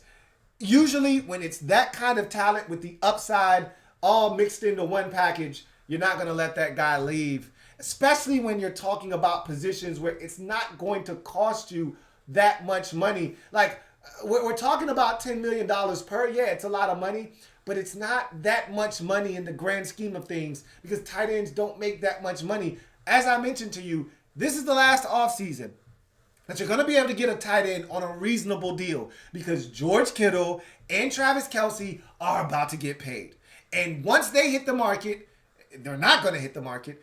Once they get paid by their respective teams, that tight end number is going through the roof. So we may be complaining about the amount that it's going to take to get Hooper here. It could be worse. We could be trying to sign Austin Hooper next offseason when the tight end number is going to go through the roof. So thank you once again for the super chat, Jay Willard. I agree with you that Hunter Henry's upside is much more than that of Austin Hooper, but I don't think he'll be available. Simply put. Anyway, got another super chat. I'm going to read that. This one from Big Money Sonny, doubling up on the kid, coming back from Mo. Hey, it was so nice. My man, Big Money Sonny, had to do it twice. Appreciate the super chat once again, Big Money Sonny, who writes 10-6, division champs, making noise in the playoffs is my expectation next year. Plenty of other teams have done it and continue to do it. Why not us? Are my expectations realistic, homie? You know how I feel about that. I've already told you that I'm not the guy that's going to be screaming 10-6, 11-5, year one of Ron Rivera. That being said, as you eloquently put it, all right, Sonny, all right, this has been done before. We've seen teams go from worst to first in their division. The 49ers, they weren't worst in their division last year. That was the Arizona Cardinals. But they weren't that far off. Now, they had circumstances that led to them, including their quarterback, being injured very early in the season. But that's nor here nor there. They were a 3-13, 4-12, 5-11 team last year, and then they turned it around and went, 13-3 this year. So, for what it's worth, it can happen. We saw Jacksonville do it in 2017. Go from, bottom feeding team, one of the worst in the league, to AFC Championship game in 7 minutes from the Super Bowl and beating the Patriots. So, yes, we've seen it done. We saw the Rams go out, get a new coach in Sean McVay, and go from basement dwellers to division champs 2 years in a row. All right? We've seen it done. However, we saw the Bears do it. However, I'm not willing to go out on that ledge. But I will say this. We have talent. The NFC East was not great last year. Now, that doesn't mean it won't be great this year, okay? But it was not great last year. If all the pieces align for the Redskins, if all the stars line up, all the pieces fall into place, the ball bounces our way, the schedule gods bless us, we don't have a week 4 bye, guys stay healthy, which is something we haven't been able to do. There's a lot of ifs. Do you see where I'm going with this? If. You know what my dad used to tell me? What if my head was turned backwards? I don't know. Bottom line, what I'm trying to tell you is, sure, it can happen. No, you're not being unrealistic, but I don't think that's going to take place. But because I don't think it's going to take place doesn't mean it can't happen. Because there is proof that in this league, unlike any other, you can go from worst to first. It rarely happens in baseball. If you stink, generally, you're going to stink in baseball. It's a rebuilding process in baseball. If you're not good in basketball, you're not going to just turn around and go from 25 wins to 55 wins the next year. That's not how it works. But in the NFL, unlike those other sports, you can turn it around in 1 year. So there's a chance. So I'm telling you there's a chance. I'm just not going to go out on the 10-6 limb with you. But I know a lot of Redskins fans that will go out on that limb gladly with you. You know why? Because in Ron, we trust. I'm not saying. I'm just saying. Anyway, thank you for the super chat, Big Money Sonny. Your expectations aren't far-fetched. You didn't say 12-4. You said 10-6. I got us going, 7-9, 8-8. The ball bounces our way. You win a couple of games that you have no business winning, and you can end up at 10-6. We'll see. Appreciate the super chat once again, Big Money Sonny. Ray Riley, thank you for the super chat, Ray Riley. All right, greatly appreciated. Ray Riley writes, can Jerron Christian kick inside and play guard? Similar question for Fab Moreau. Can he play free safety? I think the Redskins are more interested in Fab Moreau at cornerback, especially after seeing how he played out wide towards the end of the season last year. I think they want to see more of what he was able to put forth towards the end of the season to see if this guy Rivera, he didn't name names, but he said, hey, we got some young guys in that secondary that we think are ready to make plays and ready to show what they're capable of. And he said, we got some guys in their fourth year. Fat Moreau's in his fourth year. So he didn't say any names, but I know who he was talking about. I think they're interested in seeing what Fat Moreau can do at corner more so than safety. But as far as Jerron Christian is concerned, that is a question worth asking because I don't know how good this guy is as a tackle, and maybe he'll fare better with neighbors on both sides of him, you know, instead of being out on an island, because he hasn't shown me the ability to hold it down as a left or right tackle. And, you know, maybe guard is a better fit. You know, generally when guys don't work out at tackle, but they've got some athleticism or they've got some ability, you say the next thing you do is kick them inside. I don't know if they are experimenting with that with Jerron Christian right now or not. Right now, as far as I'm concerned, he's still a tackle. But, you know, that is something they may look at experimenting with if they feel like they've got enough tackle depth and maybe they're hurting at guard, or maybe because Rivera made it very clear that he wants guys that can play multiple positions. And if you're not very good at one, you better be able to do multiple things. And for Jerron Christian, if he doesn't take a massive leap from last year to this year, he better be able to do something else other than just be a swing tackle, because that may not be good enough. So it's interesting on Jerron Christian as to whether he is going to be allowed to continue to be the Redskins swing tackle, or if he'll be asked to do a little bit more, like play guard or not. We will see. But thank you for the super chat, Ray Riley. OJ Turner back for seconds. Double up. For OJ Turner, the juice man. Appreciate you, OJ, and your super chat. OJ writes, do you think James Bradberry could sign with the Skins? Absolutely. He's already said his first choice is going back to Carolina. So if the Panthers make an offer that he's comfortable with, he'll probably end up back there. However, if the Panthers don't re-sign him, I know Rivera thought very highly of him. And I think Rivera feels like this guy could come in and thrive in this system that we're putting together under Jack Del Rio, with the defensive line that we're going to be able to put on the field that will get after people. James Bradberry has elite ball skills, and he's got elite length. And unlike a guy like Josh Norman, and one of the super chatters last week was like, man, doesn't James Bradberry give you Josh Normandy vibes? And I'm like, not exactly, because he can play press man.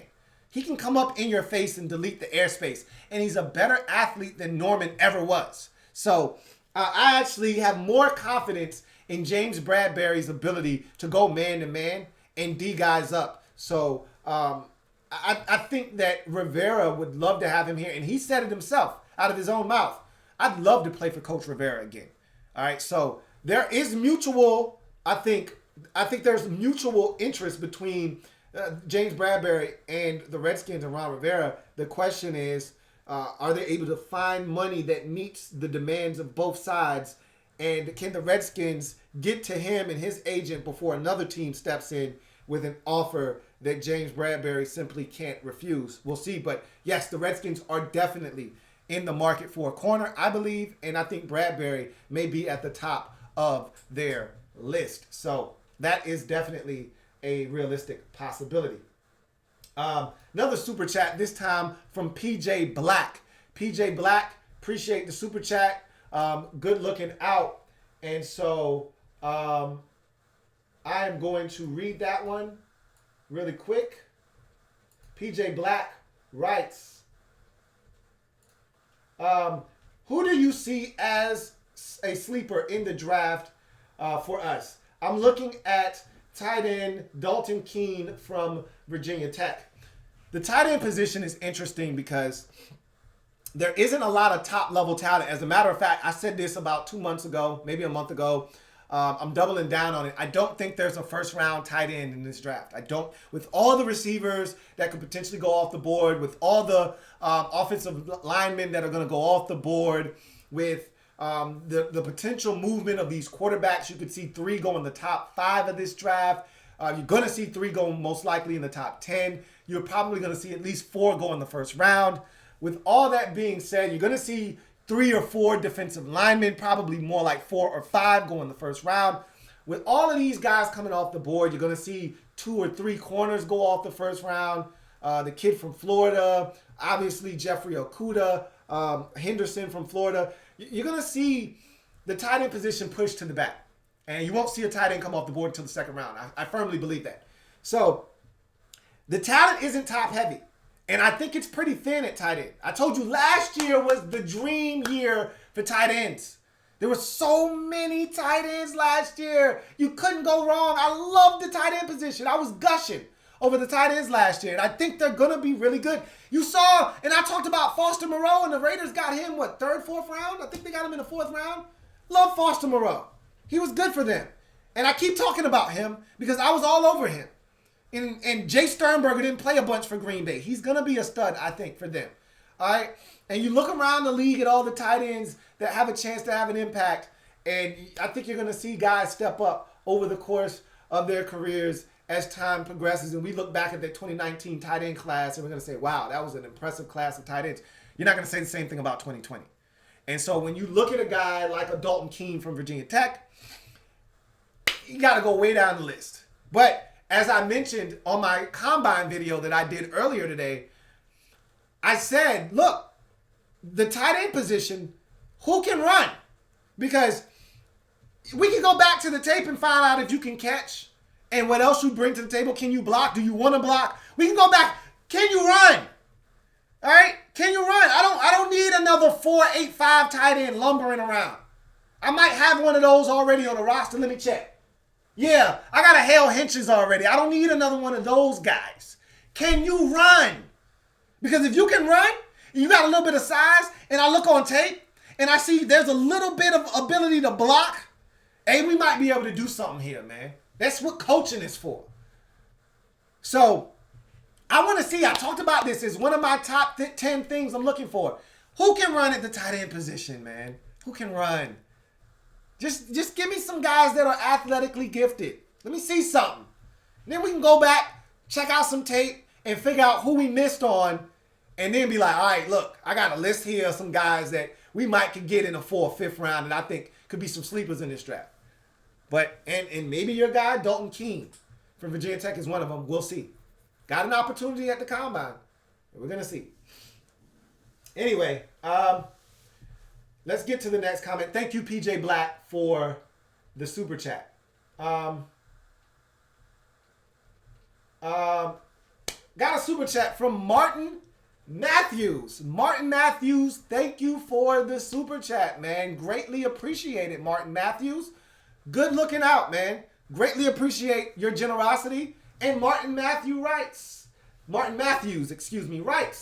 I didn't know a show like this existed on YouTube, and I like it. I appreciate that. He says, look for my super chats in the future. I greatly appreciate that as well, Double M. He says, anyway, I read that signing Dak and Coop, Dallas might not keep Jones. What about the Skins going after Jones, the cornerback? I talked about that they're not keeping Jones. As a matter of fact, there's a guy at my gym. And he came up to me and he was like, man, what do you think about Dallas keeping Byron Jones? I said, Byron Jones is long gone. He said, you don't think we keeping Byron Jones? I said, you can't keep everybody. You already re-signed the entire offensive line. You paid Tank Lawrence. You paid Ezekiel Elliott. All right? You already paid Jalen Smith. You can't keep everybody. You got to let somebody go. And you want to keep Coop. You want to keep Dak. Somebody's got to get cut loose. That guy's Byron Jones. And the Cowboys are perfectly fine with cutting ties with Byron Jones. But you know what has already surfaced is suitors for Byron Jones. And the Denver Broncos have already pretty much come out and said, and I know it's lying season, and I've told you guys this already. Believe half of what you see, none of what you hear, even if it's spat by me, your man Louis T. You know this to be a fact. However, The Broncos have pretty much come out and said, hey, look, man, we really like Byron Jones. I mean, we really, really like Byron Jones. And if we have to, we'll pay top dollar for Byron Jones. And what did I tell y'all last week on the program? I think Byron Jones is going to set the cornerback market this year in free agency. Translation, he's the guy that's going to get paid the most money, which means he's going to be the first cornerback signed in free agency. And I don't think the Redskins are going to be the first team to sign a cornerback in free agency. I think he's gone. I think he's going to Denver. But to answer your question, Martin Matthews, if he is in play, I would not have a problem with Byron Jones. I don't love the fact that he doesn't always locate the ball. But what I can tell you is he's always there. And the man is as athletically gifted a corner as you will find in this league. You remember the combine performance that man put on. There's a reason in Dallas that most times, often than not, teams will go away from him. Now, part of that was because the guy that was opposite of him most times was garbage. And so why would I come after you when I know you can play? You may not be elite, but you can play. Why would I come after you when I can go after him? All right? So I wouldn't have a problem with us going after him. Just know I don't think James Bradbury is top of the market money. I do, however, think Byron Jones will be top of the cornerback market money for this year in free agency. So you're going to pay him every bit of 13, 14, 15 million dollars per. You're not going to have to pay James Bradbury that much money. And I think you're going to have to pay James 11, 12. It won't be 13, 14, 15. You're going to have to pay Byron Jones 13, 14, 15. And if you get enough people bidding, maybe 16, 17. All right. You know how that money, and the salary cap is going up. So you know how these salaries climb, man. So I'm not saying, I'm just saying. But Mr. Matthews, thank you for the super chat. Once again, Martin Matthews, thank you for the super chat. And I look forward to chopping it up with you in the very near future. Thank you. And hopefully, sound like you're new. Hopefully you subscribed to the Louis T Network. Welcome aboard if you did. All right, got another super chat. I'm going to read that. This one from J.R. Hicksonball. J.R. Hicksonball, thank you for the super chat. Greatly appreciated, J.R. Hicksonball. J.R. writes, I'm so tired of being uplifted. Our defense is this, our offense is that. I know where this is going, and I don't have a problem with it because there aren't enough realists out there. Everyone is sipping the Kool-Aid right now, and I'm telling everybody, hey, pause, man. They spiked the drink. Don't drink it.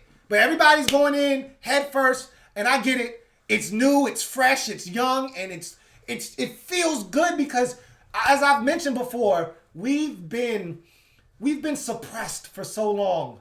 All right, we've been disappointed and we've been treated badly. We've been mistreated for so long. But back to J.R. Hicksonball's comment. He says, I'm so tired of being uplifted. Our defense is this. Our offense is that. Die Hard here. Art Monk, the Smurfs. I just want our dynasty back. I think you speak for us all where you're thinking, I don't want to hear the talking. I don't want to hear about top 5 defense. I don't want to hear about this offense has the potential to be ... Just go out and win ball games. And you know what? If that's going to happen, the man that's going to restore order here in the nation's capital is here right now. The best man for the job, and I told you this last week on the live program. I told you this the week prior to that program, that Ron Rivera did the biggest solid he could have done for us when he chose us. We didn't choose Ron Rivera. He chose us. He would have had his choice of any of these vacancies. He could have waited for Dallas to fire Jason Garrett. You know the Giants wanted him with Dave Gettleman. Remember, they were a pair in Carolina. before Gettleman was fired and found work in New York with the Giants. And Gettleman even lamented after we got Rivera, saying, you know what? I should have went hard after Ron Rivera. I should have did more to get him, to try to get him here in New York. But you know what? Joe Gibbs got in Rivera's ear and he sold him on what this could be. The sleeping giant that is the Redskins. He got him to believe that you could be the new savior. You could be the new Joe Jackson Gibbs. They're dying for a reason to believe. They need someone to lead them back to the promised land. And if you do that, you will be immortalized in Redskins lore forever. We keep talking about Joe Gibbs. Why? Because he's the greatest coach we've ever known. And we want someone to bring that back. And I think the man that can, I'm not saying he is, but the guy that gives us the best chance to bring that back here to DC is Ron Rivera. And that's why you hear, in Ron we trust. I'm not going to sell you on the top 5 defense because I don't even believe that. Now, I do think we're going to be vastly improved under Jack Del Rio. He's going to get the most out of this defense. But I'm not making any top 10, top 5 declarations. You're not going to hear that from me. I just want to see the results on the field. All right? You're not going to hear me talk about this offense and this, that, and the third, even though I do think this offense is talented and can be dynamic if Dwayne Haskins and Scott Turner, and we don't know what Scott Turner is going to be as an offensive coordinator. But if they get it going, we could have the makings of a dynamic offense. But I, like you, and most Redskins fans agree with you, JR. We just want results. All right? We don't want to hear about capital punishment. All right? We don't want to hear about the no-fly zone. We don't want to hear all these elaborate nicknames, okay? We don't want to hear any of those. I don't want to hear about Hogs 2.0. Go out and win ball games. And you know what Rivera said at the Combine? We're going to win back the trust of the fans. We're asking for their support. We're going to give them a reason to want to come back and support. He understands the plight of Redskin fan. He understands. We've been through a lot, but we're still here.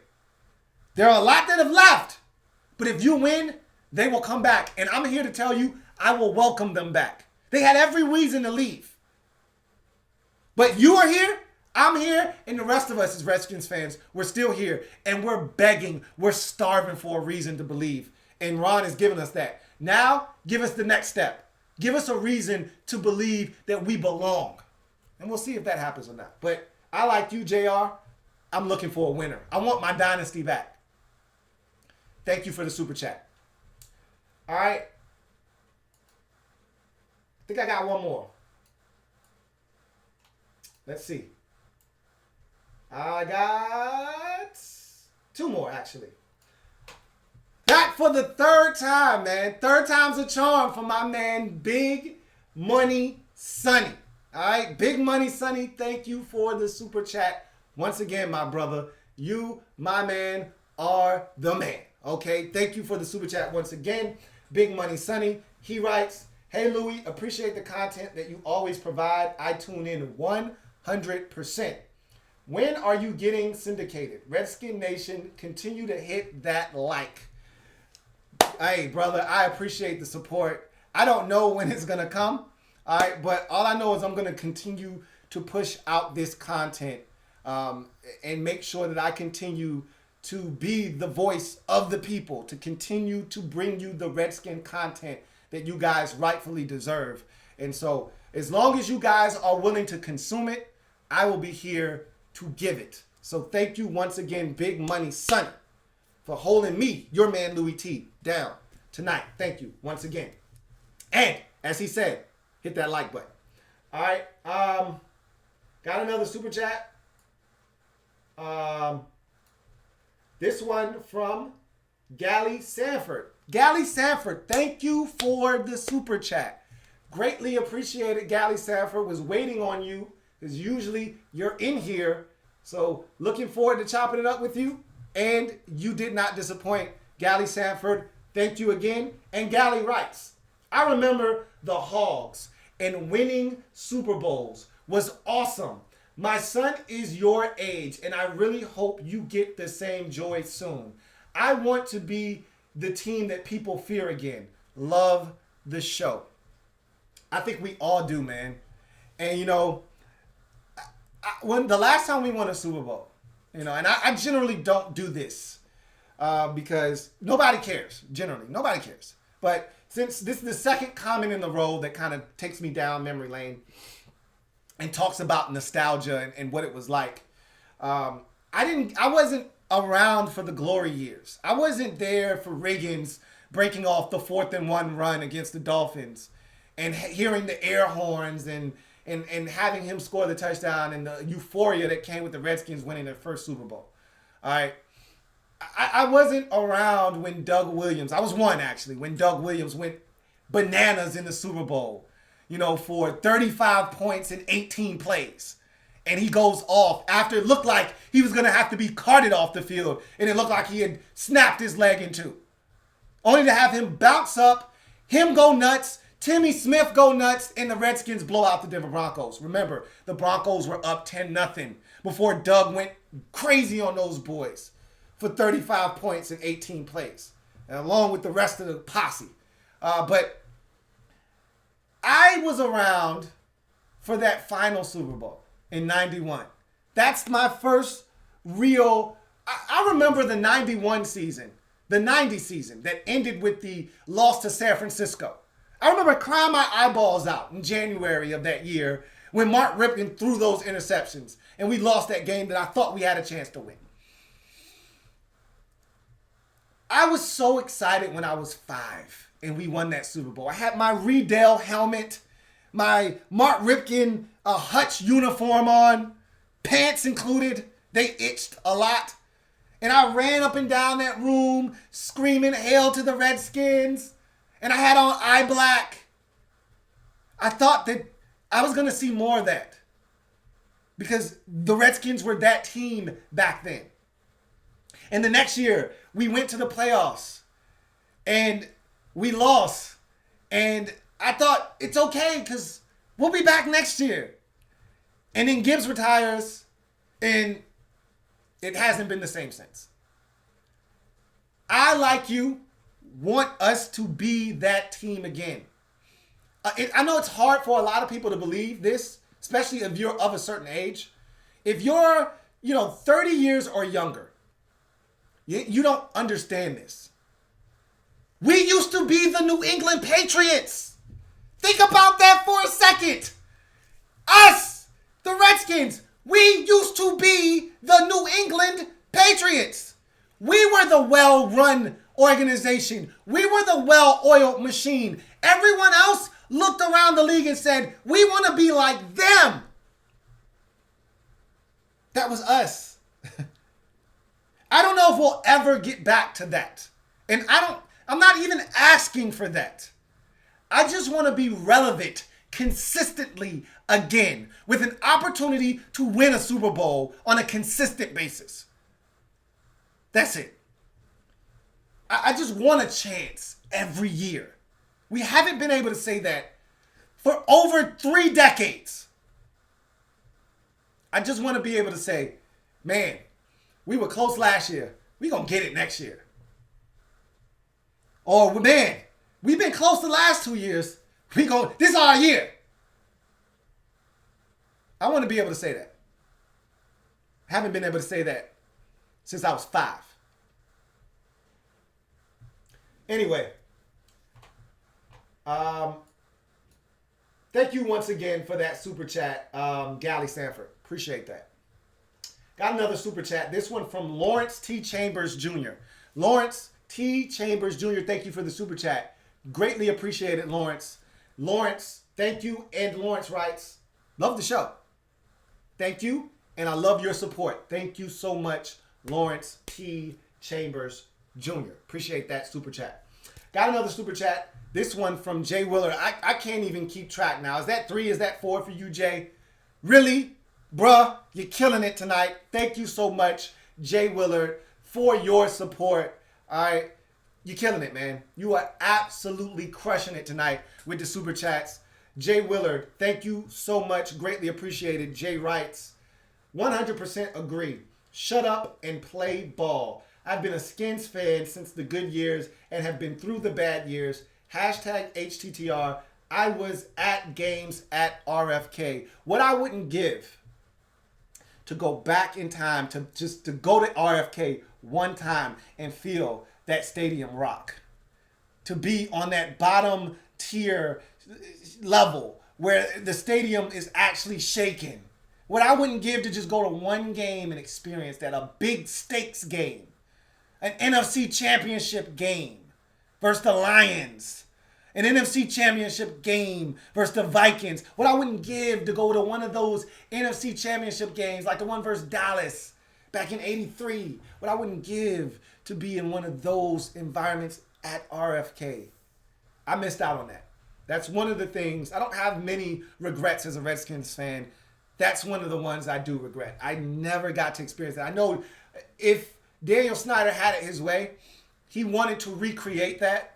I don't know if there's a such thing as recreating that, but he wanted to have an environment like that one. He wanted a stadium where that bottom tier level shook. That feels somewhat forced, but whatever the case may be, that's the one thing that I never got to do that I wish I would have as a Redskins fan. I've heard stories about RFK and what it was like, not only from fans, but the opposition. Even the opposing teams respected RFK for what it was. You know what I mean? That was the stadium that you didn't want to go into. It was one of the most hostile environments. And the opposing teams loved playing there. They hated it because it was hard to win there. And the fans let you have it. But they respected RFK for what it was, which was one of the most intimidating environments to go into in its heyday. And I never got to experience that. So,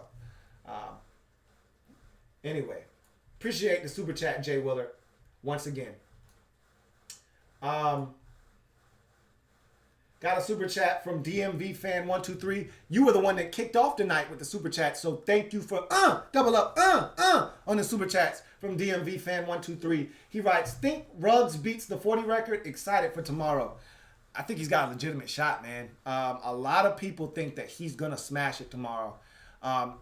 Anytime you hear that, hey, look, the first two numbers of this guy's 40 are gonna be 4 and 2, you got my attention.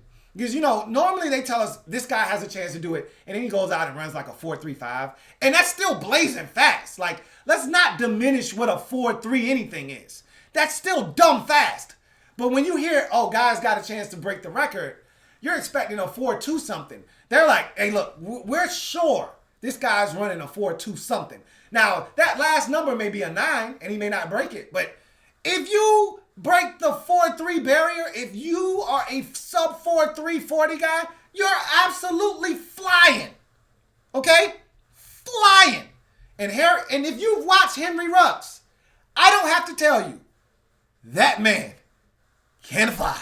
So, I think he can beat it. I don't know if he'll beat it. 4.25 is pretty damn fast.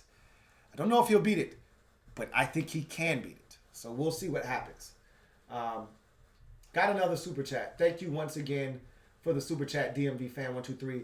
Gally Sanford doubling up, for Gally Sanford.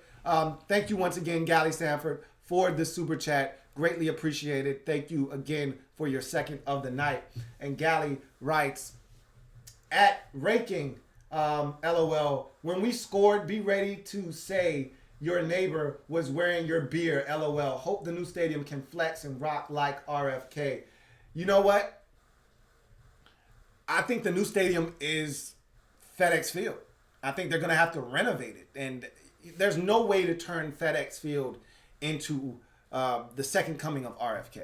They would have to tear it down and rebuild it to do that. And I don't anticipate they're going to do that. Just think they're going to try to get FedEx up to new NFL standard NFL stadium. But it'll be interesting to see what they decide to do if no one else wants to give them the land to be able to build a new stadium there. Gally also writes, sorry for the typo. He meant to say RFK. It's all good.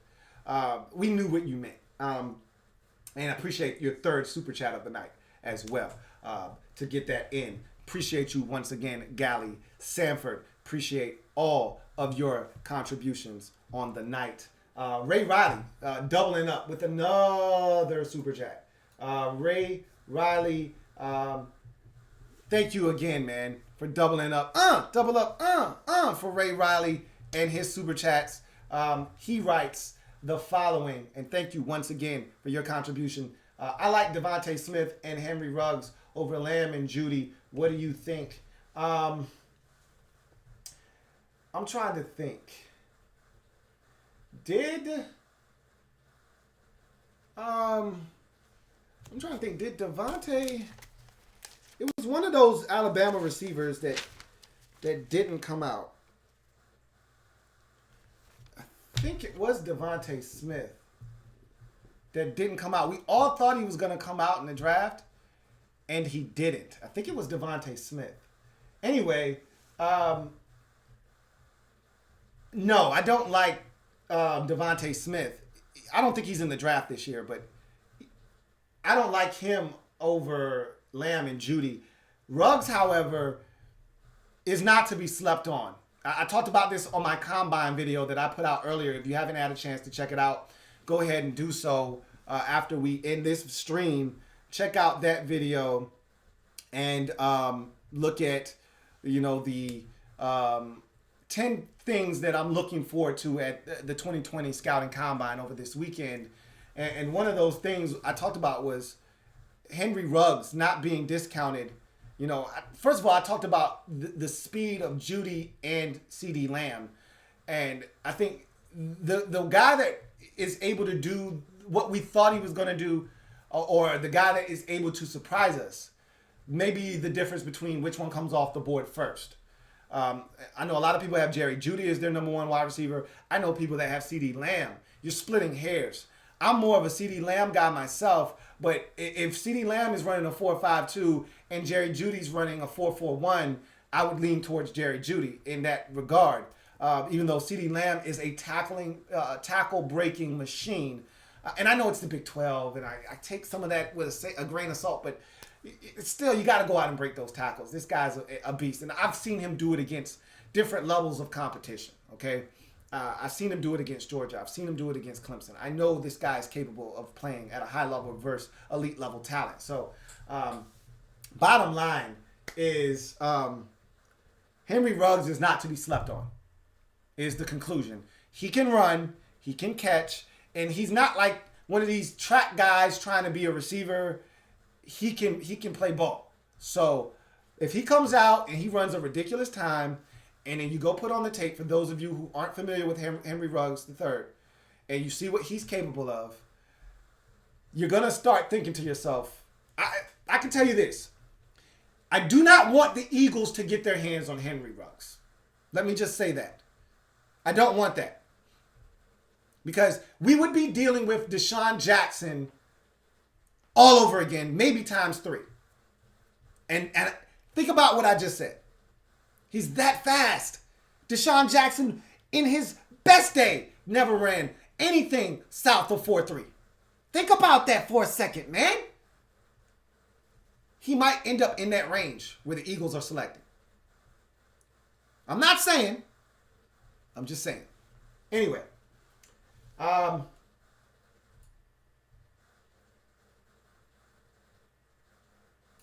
Got another super chat. This one from Martin Matthews. Once again, Martin Matthews, thank you for the super chat. And this is your second time as well. Double up, for Martin Matthews. Thank you once again for your super chat. Martin Matthews writes, if they are not gone, how do you feel about drafting more speed at wide receiver in case Terry Sims or our vet goes down? Because our backups have no speed. You're right. And that was the problem we had 2 years ago. Remember, we went out and got Paul Richardson in free agency because Jay Gruden wanted more speed. We didn't have enough. Paul Richardson gets hurt relatively early in the season, and we had nobody to take the top off the defense. You don't want to find yourself in that position again. So if you don't get a guy in free agency with speed, like an Emmanuel Sanders or a Robbie Anderson or Amari Cooper or any of these guys that can run, and one of those guys isn't on the roster, you got to start looking at potentially drafting someone. I would prefer to go the young route at receiver. You know, I told you I think Rivera wants a veteran. I'm not saying I want a veteran. I would prefer you get more young, cheap labor out of the draft because this draft is loaded at receiver. I'd prefer you go get another youngin and throw him in the mix. But I would not have a problem with the Redskins drafting another receiver. As a matter of fact, I would actually advise that they do. I would recommend it because there's so much talent in this draft at receiver. You're going to get a guy with a first or second round grade at the top of the third round still sitting there. Still sitting there because there's so many of them. You know, so many of them in this draft. So I would love it if they got themselves a receiver in the draft. So thank you once again, Martin Matthews, for the super chat. And I agree with you. I would love it if the Redskins got themselves another receiver that could run. Just in case, you know, things happen. You need to have more guys on the roster that can take the top off the defense so that you can free up other guys in the offense. Got another super chat. This one from Daily Grind. Daily Grind, thank you for the super chat. You're greatly appreciated, man. Thank you so much for your super chat, Daily Grind. Daily Grind writes, "What's up, Louis? Sprinkle me. All right? Sprinkle me, bitch. Sprinkle me. All right? That's our guy. As I mentioned before, will he be around? I don't know. We will see. I told you, Hale Henches showed me some things at the end of the season, and depending on how aggressive the Redskins are at the tight end position, you lose two in the offseason with Jordan Reed and Vernon Davis. I surmise you go out and replenish what you lost. If they go out and they draft a tight end, sign a tight end, I don't think there's space on the roster for 4 tight ends. So now you got 2 of these guys at the back end of the roster jockeying for one spot, and Jeremy Sprinkle and Hale Henches. I'd like to see that go down. So we'll see what happens. But there you have it. Got another super chat. This one from Curtis Owens. Curtis Owens, thank you for the super chat. Greatly appreciated. Thank you for the super chat. Curtis Owens. Curtis writes, "Keep up the good work, my man. Thoughts on KJ Hill and Adam Troutman." So Troutman we talked about earlier. I'll quickly recap. Tight end from Dayton, 6'5", 250 pounds. A guy that showed a ton of athleticism. A guy that we think can run. The combine is going to tell the story on Adam Troutman out of Dayton. All right, so if he is able to showcase the speed, there's another tight end. I got him on my list. Harrison Bryant of Florida Atlantic, another guy that can run. You know the names. Hunter Bryant from Washington is another guy I got my eye on at the combine. I told you about Cole Kmet. I'm a Notre Dame Fighting Irish fan, so I kind of know what he brings to the table, but that's another guy in this draft. When you look at the tight end position, Troutman is a guy that I'm intrigued by. The combine is really going to force the issue with him. If he shows the athleticism, he's got a chance to be one of the first tight ends off the board. So I'm really intrigued by what he brings to the table. Now when you go to KJ Hill at Ohio State, I look at KJ Hill, and of all the Ohio State wide receivers, he was the one that I felt like did all the dirty work, but he's the one that I'm the least afraid of. All right, on 3rd and 7, KJ Hill's the guy that gets you 8. Terry McLaurin was the guy that got you 53 and a touchdown. All right, they got another kid, Olave. On 3rd and 8, Olave's getting you 33. KJ's getting you 9. Like, KJ runs routes, and he's a hell of a route runner, okay? KJ will break you off something proper. I don't know what KJ's top end speed is, though. He looks like a 4.53, 4.55 guy to me. I want to see what he does at the combine. I'm intrigued by him. I thought he had a really strong week at the Senior Bowl. I want to see what KJ Hill looks like at the combine, and I want to put numbers to the film. But I can tell you this much. When you talk about route running, when you talk about being technically sound at the receiver position, you're not going to find many better in this draft than KJ Hill. Now, does he have the requisite speed to match what I see as him being fundamentally sound? And, you know, it's another Ohio State guy that you could potentially add to the mix.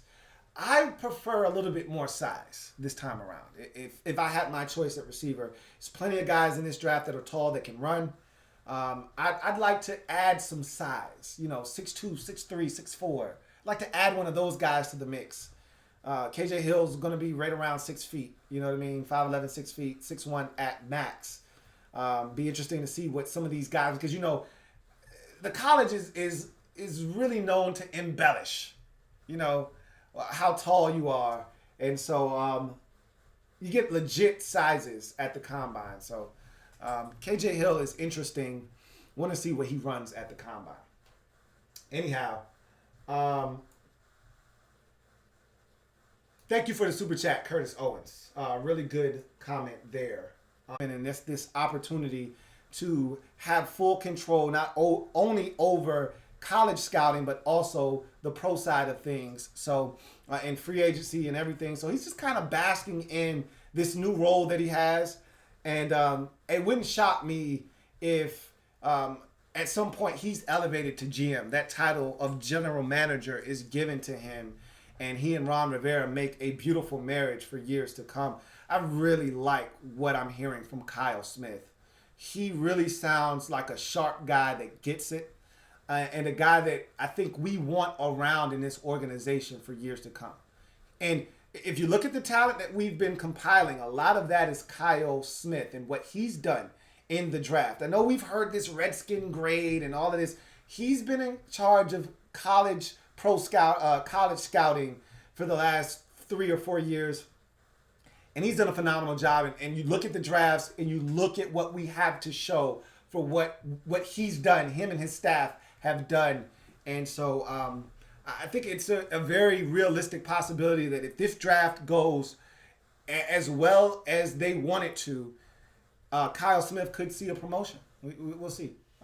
It'd be interesting to see if that title comes sooner rather than later, or if Ron is comfortable with the title that he's given Kyle Smith and they leave it at that for now. Eventually, other teams, if this guy is doing as good a job as we think he's doing and continues to do that, and other teams take notice, someone else may come calling and it may force the Redskins to give him the title of general manager. So we will see. Got another super chat.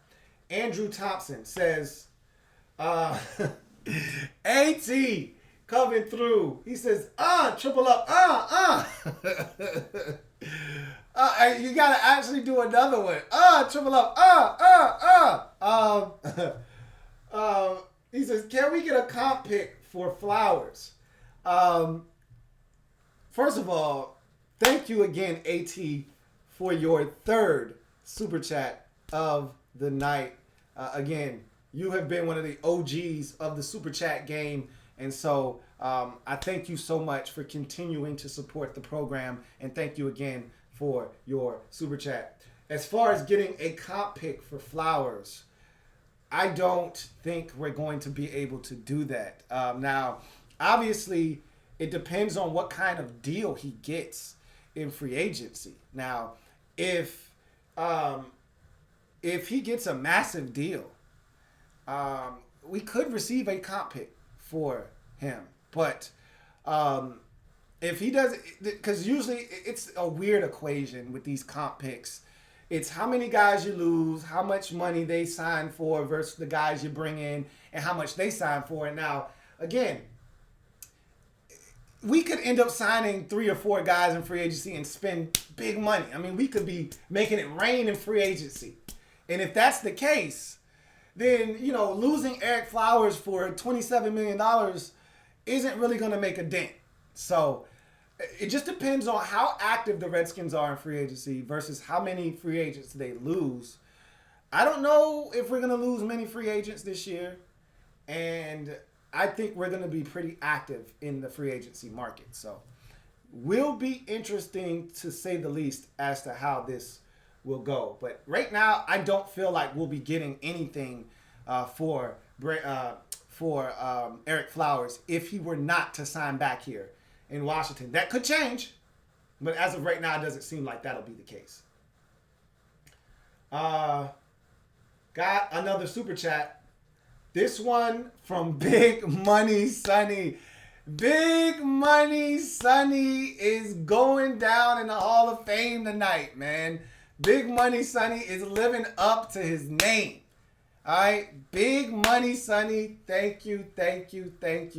Like I said earlier with Jay Willard and AT and some of these other guys, I done lost track, man. I don't even know what we're on. 4 or 5, I don't know anymore. Thank you, man. Thank you so much, Big Money Sonny, who writes, gotta support you again, family. I know it's been talked about, but what about our running back situation? Do you see anyone that will be elusive and healthy long-term on the roster? One more time, hit that like button. All right, you heard the man. Hit the like button. All right, Big Money Sonny speaks. You listen. Hit that like button. But to answer your question with the running back position, it's one of the biggest enigmas with this team because we think running back is fine, so we overlook it. I know I'm guilty of that. I can't speak for you. I overlook running back because I feel like there are other pressing needs. You know, you need wide receiver, you need tight end, you need safety, you need corner. You could use maybe another backer potentially. So, maybe even tackle depending on how the Trent situation goes.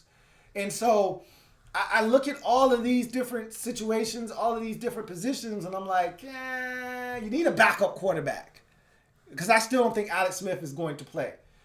And when you put all of that into the mix, running back kind of gets pushed all the way to the back. At least that's from my perspective. But when you look at the position separate as its own entity, away from everything else, and you just analyze the guys that the Redskins have on the roster, the only guy that we can count on right now is Adrian Peterson, which is why they brought AD back and picked up the option. Because of the 3 guys that we think we're going to be counting on next season at the running back position, in Adrian Peterson, Darius Geis, and Bryce Love, only one of them has proven the ability to stay healthy. And that's the 34-year-old, soon to be 35 in March. Okay? So it's interesting because we're one more Geis injury away from saying, all right, man, I don't know if this is going to work. And then with Bryce, we don't know what we're getting. All right? We have no idea what Bryce Love is going to bring to the table. We know what he looks like in a Stanford Cardinal uniform. We have no idea what Bryce Love looks like in a Washington Redskins uniform. So, you heard a super chatter earlier say that Kevin Sheehan on his show talked about Kenyon Drake being a target for the Redskins in free agency. That could be a realistic possibility. You know? I could easily see the Redskins feeling like there are no guarantees at running back and adding another guy like Kenyon Drake to the mix. But then I think the problem you run into if you add a Kenyon Drake is, what if Bryce Love is healthy? What if Darius Geis is healthy? Now, here's the thing. This is the last year of Adrian Peterson in Washington. All right, this is it. This is his last year. This is it. The last year of AD. This is it. In Washington. So if you're assuming that you get one more year AD, and let's say Geis finally shows you what you've been waiting on, Bryce Love shows you that he's legit, and you add a Kenyon Drake, you still got 3 backs moving forward. So there's that too. But I think running back is really interesting because almost damned if you do, damned if you don't. If you don't, and you go into the season with those 3 guys, and I told you I like Josh Ferguson too, but you go into the season with those 3 backs, and most likely there'll probably be a 4th guy. You know, I don't know if they'll invest in a fullback or if they decide to add another guy that plays special teams that can also help. I don't know. But if they decide to just go with 3 backs, and Darius Geis, knock on wood, something happens. I don't even want to speak it into existence. But if he's not able to stay healthy and you don't do anything, you could find yourself during the mid portion of the season either having to scour your practice squad for a guy or going out into the scrap heap and looking to dig a guy out of there. And when you would have had an opportunity to maybe make something happen either in the draft or free agency. So running back is one of those positions that I think we overlook. Let me stop. I don't like speaking for you guys. I overlook, but maybe I shouldn't because of the uncertainty of the health of some of the backs in our backfield. So I think it's a really fair question to bring up, Big Money Sonny. I really do. Anyway,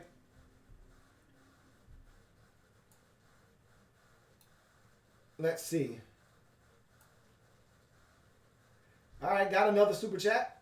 This one from Dank Baton. All right, Dank Baton, appreciate the super chat. Dank Baton, good looking out. Appreciate you. Dank Baton writes, if we can't fix the issues this year, Brevin Jordan is a straight stud. We should draft him next year for tight end to fix it. Despite free agency, but DBs, middle linebacker, and right tackle are my main issue. Moses is skeptical, to be honest. All right. Well, Morgan Moses, I think I read an article about a week ago where I don't think Morgan Moses is realistically able to even be a conversation for being cut until 2021's offseason.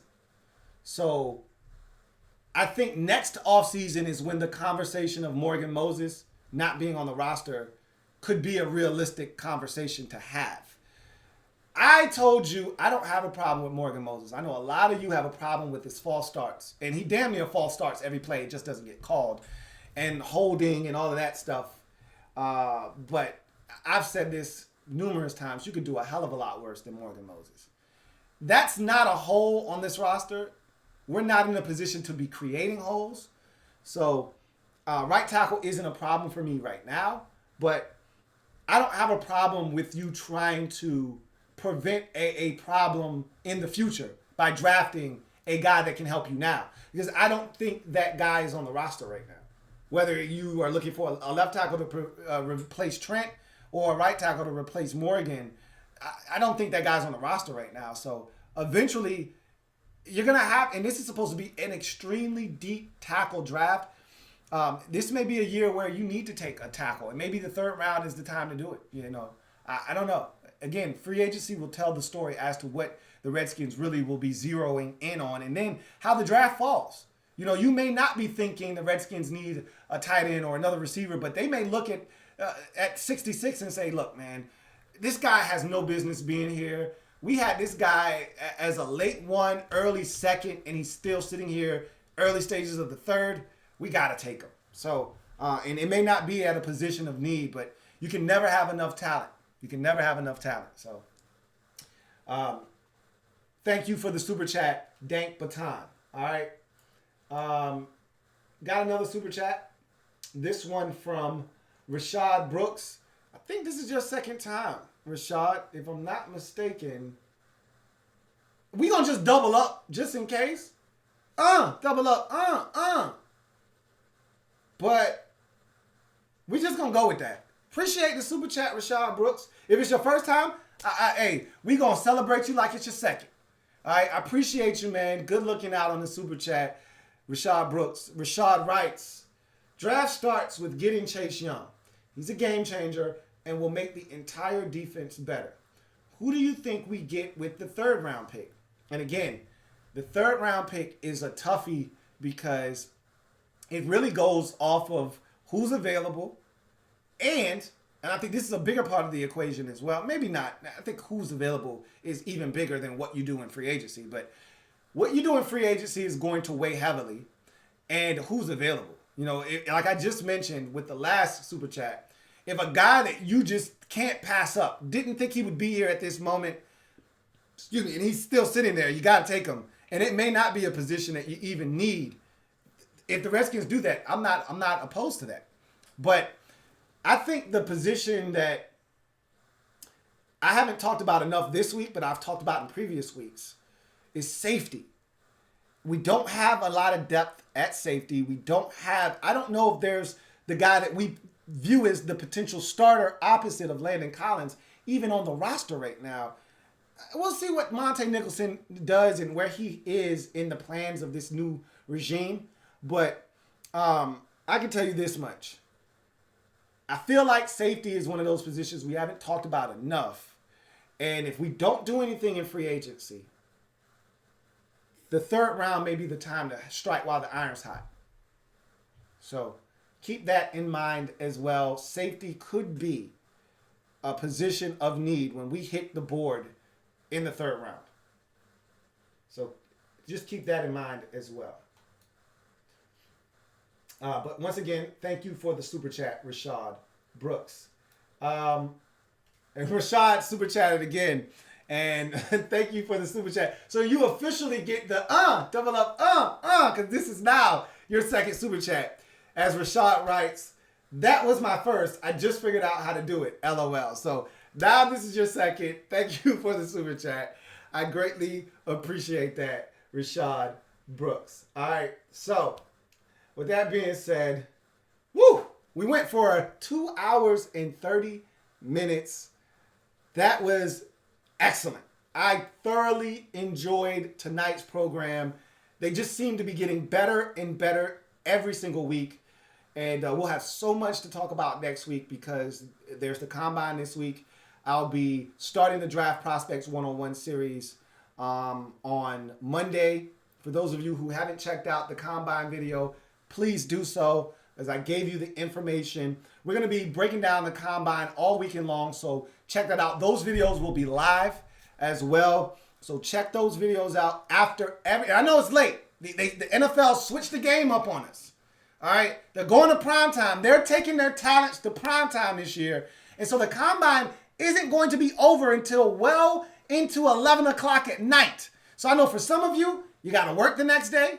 I'm thankfully going to be off on Friday, so I can stay up until 11 o'clock, go live, and not have to worry about waking up the next morning. Some of you just have to catch it on playback. But I'll be live on Thursday night after the Combine Day 1. I'll be live after the Combine Day 2. After Day 2 on Friday night, I'll be live after Day 3 on Saturday night. And I will be live on Sunday night after the final day, day number 4 of the Combine. So join me for that. I am a Redskins fan, etched in burgundy and gold. My Redskins spirit will never die. Redskins spirit will never fold until we meet again. Hail to our beloved Washington Redskins. I thank you guys for all of the love tonight. This was epic. All right. Looking forward to chopping it up with you guys in the near future. This is what it's about, man. Us getting together and talking ball, talking about our favorite team that we love, and talking about just all of these prospects. You don't have to be a Redskins fan to jump in and talk prospects. I'm all for it. All right, so you know what it is. If you haven't already done so, hit the like button, hit the subscribe button if you haven't done so. I think I'm going to do a live podcast this week. If I have time, I will squeeze it in because there's a lot to get to. Including the CBA talks, the 17-game schedule, potentially 7 playoff teams in each conference. A lot of madness, so much to get to. But I thank each and every single one of you for your viewership, for the super chats tonight. They were definitely at an elite level. I thank all of you guys and gals out there for your support, your viewership, and for you taking the time out of your busy schedules to chop it up with me, your man, Louis T. Until next time, you guys, take care. Have a good one. I'll see you tomorrow when we're talking NFL Scouting Combine. Have a good one. Louis T.